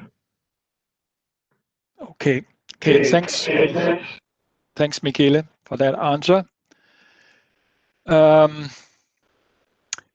So I have one here. Will it be possible to catalog your data and data product on data hubs like next year's? Again, something that I cannot provide you with a very clear answer, but somehow it would make sense to make our data known through other catalogs. But I will take it back with me, and we will consider this question. So we have, do you foresee the involvement of National Geological Surveys in the validation activities? What would happen if there is no competence in a specific country? This is a good question. We hope, of course, to involve national geological surveys in the validation activities. I have to say that the validation activity as such will be the responsibility of the winning consortium. There may be national geological surveys represented in this consortium, but you could also foresee that actually National Geological Service would like to participate by making data available, by making knowledge available, and we can do that in several ways. So yes, I would definitely prefer if National Geological Service and other national institutions not knowledgeable about these about ground motion and INSAR. If we can find a way to cooperate with them, I think that would be good, and certainly it would be something that can actually then support the product and also the uptake of this of these products, because it's clear that in some countries maybe there's not so much knowledge about this. In other countries, they have already a national ground motion service in place. So of course there is this.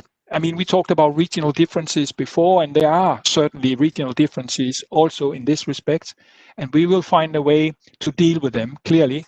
But I hope that important institutions like National Geological Surveys, we will find a way to work with them, and already we are considering exactly how or we are considering taking up a discussion with Eurogeo surveys and similar organizations at European level to actually facilitate this and to introduce a good way of cooperation. Okay, so let's move back to one of the polls.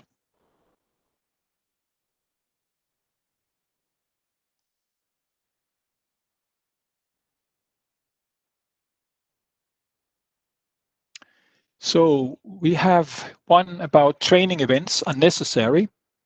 Again, I think the answer, the result is quite clear. And this is also, of course, something that we have considered from the start. When we have a service provider in place, one of their activities will exactly be to organize training events. We need to inform about how to use these data, what is the quality, how are they produced, and so on and so forth. If this will be online training events, if it will be actually physical events, we don't know for the moment. It probably a combination, but it's clear, and also from the poll, it's clear that we need to organize training events.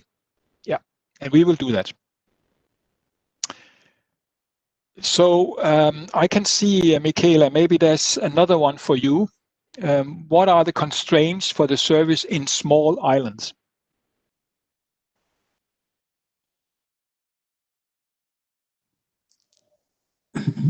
Yeah, in small islands, if they are very isolated from the rest, there is a small problem, which is the following. The technique provides relative deformation measurement. So if the island is very isolated, you need to fix a reference point within the same island. And so all the deformation will refer to this reference point.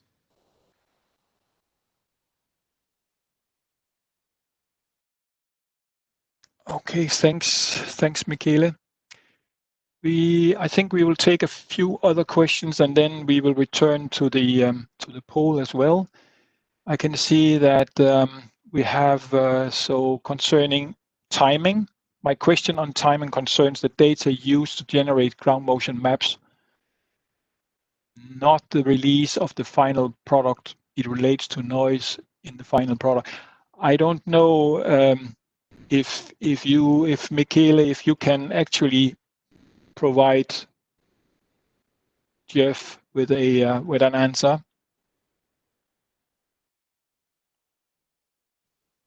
In fact, I don't understand very well the question. on timing, consent data. I don't understand the question, sorry.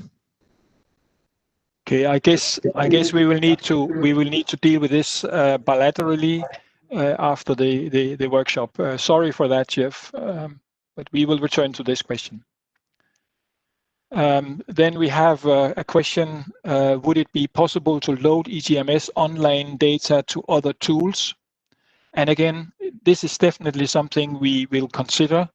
We will have a flexible interface, and hopefully other tools will be able to somehow to actually ingest the data that the products that we are going to produce. But again, I think we will when we have a data product.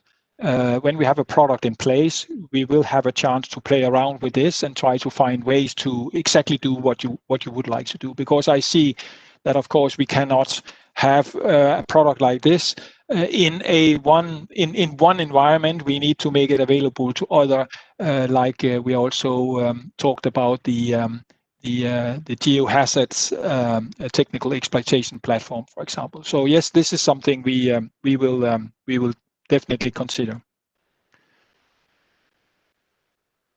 Good. So could we return to one of the polls?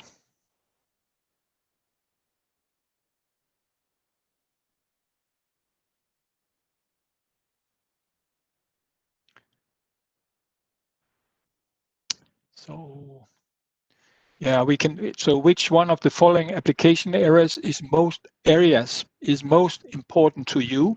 So we do not have that many answers yet, but of course, geohazard monitoring and/or mapping is your favorite, followed by infrastructure monitoring. That will be buildings and so on. Again, well, we get the number of participants is increasing. So I guess that we have at least for the moment, we have a clear winner. So geohazard monitoring and mapping. And this is definitely one of the key areas that we use as a basis when we have specified the service and what quality that we expect to deliver. So geohazard monitoring and/or mapping, followed by infrastructure monitoring. Yeah, this is clearly also something we will take back. Clear message to take back, and of course it will also then be something that we need to consider when we are constructing, organizing training events and user uptake activities. So thanks for that. So I don't know, we have a few minutes left. Let me just see some of these questions. We have dealt with many of them already.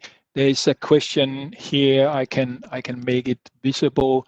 So concerning national experts, and again, this is an important comment.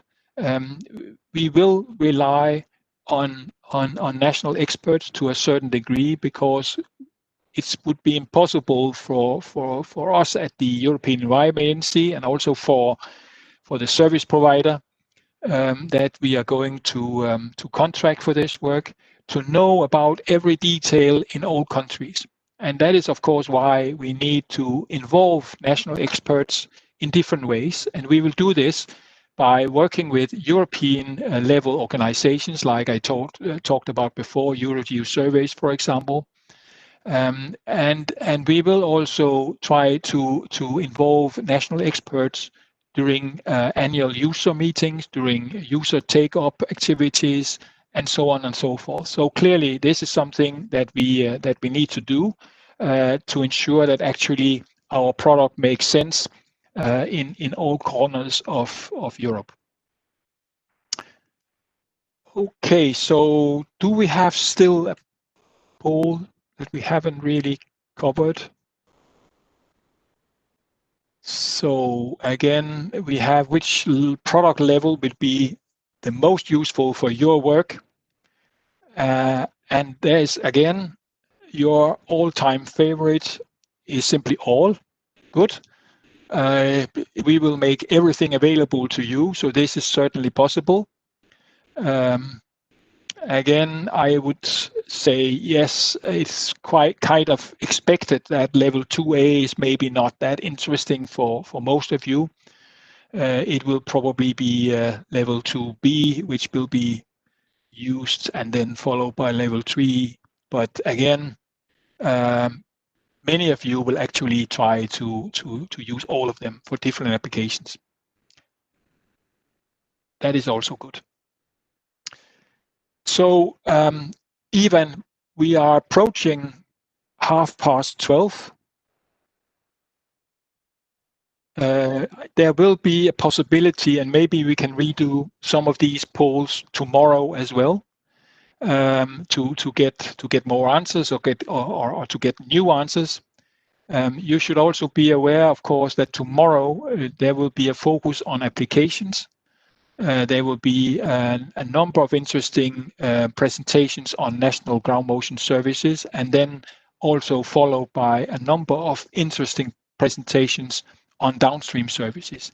These services, somehow we will try to connect with them, and this is why it's so important to early on demonstrate that actually there are activities, relevant activities going on in Europe that we will try to leverage also in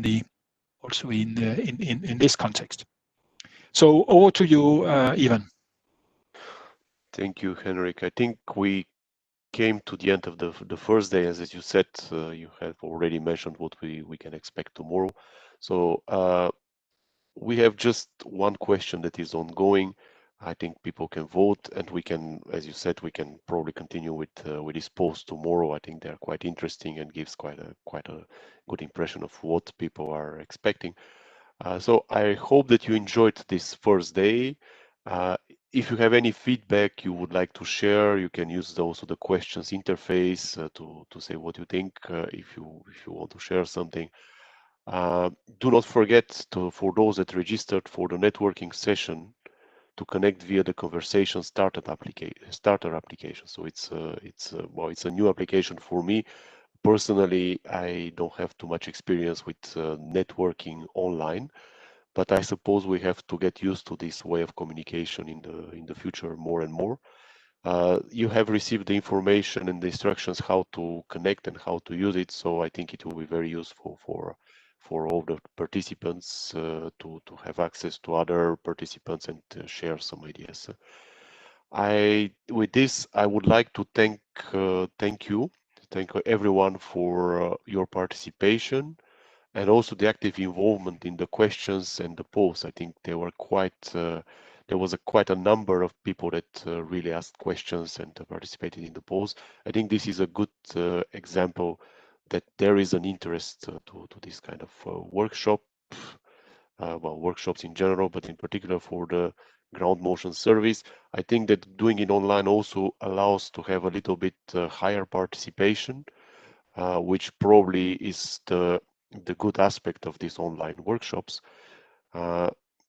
So that's all on my side. I would say have a nice afternoon.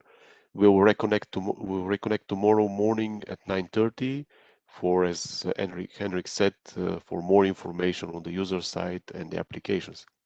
So thank you very much. Henrik, if you have something to say. If not, we disconnect and we reconnect tomorrow morning at 9:30. Thank you. Yeah, thanks, Ivan. And yes, I just want to say have a really nice day and hope to see you tomorrow. Thank you, Bye. And you have also the information about how you can get to the events page and how you can download also the presentations. And there is also a QR code, so you can use also this one for quick link. Thank you and see you tomorrow. Bye.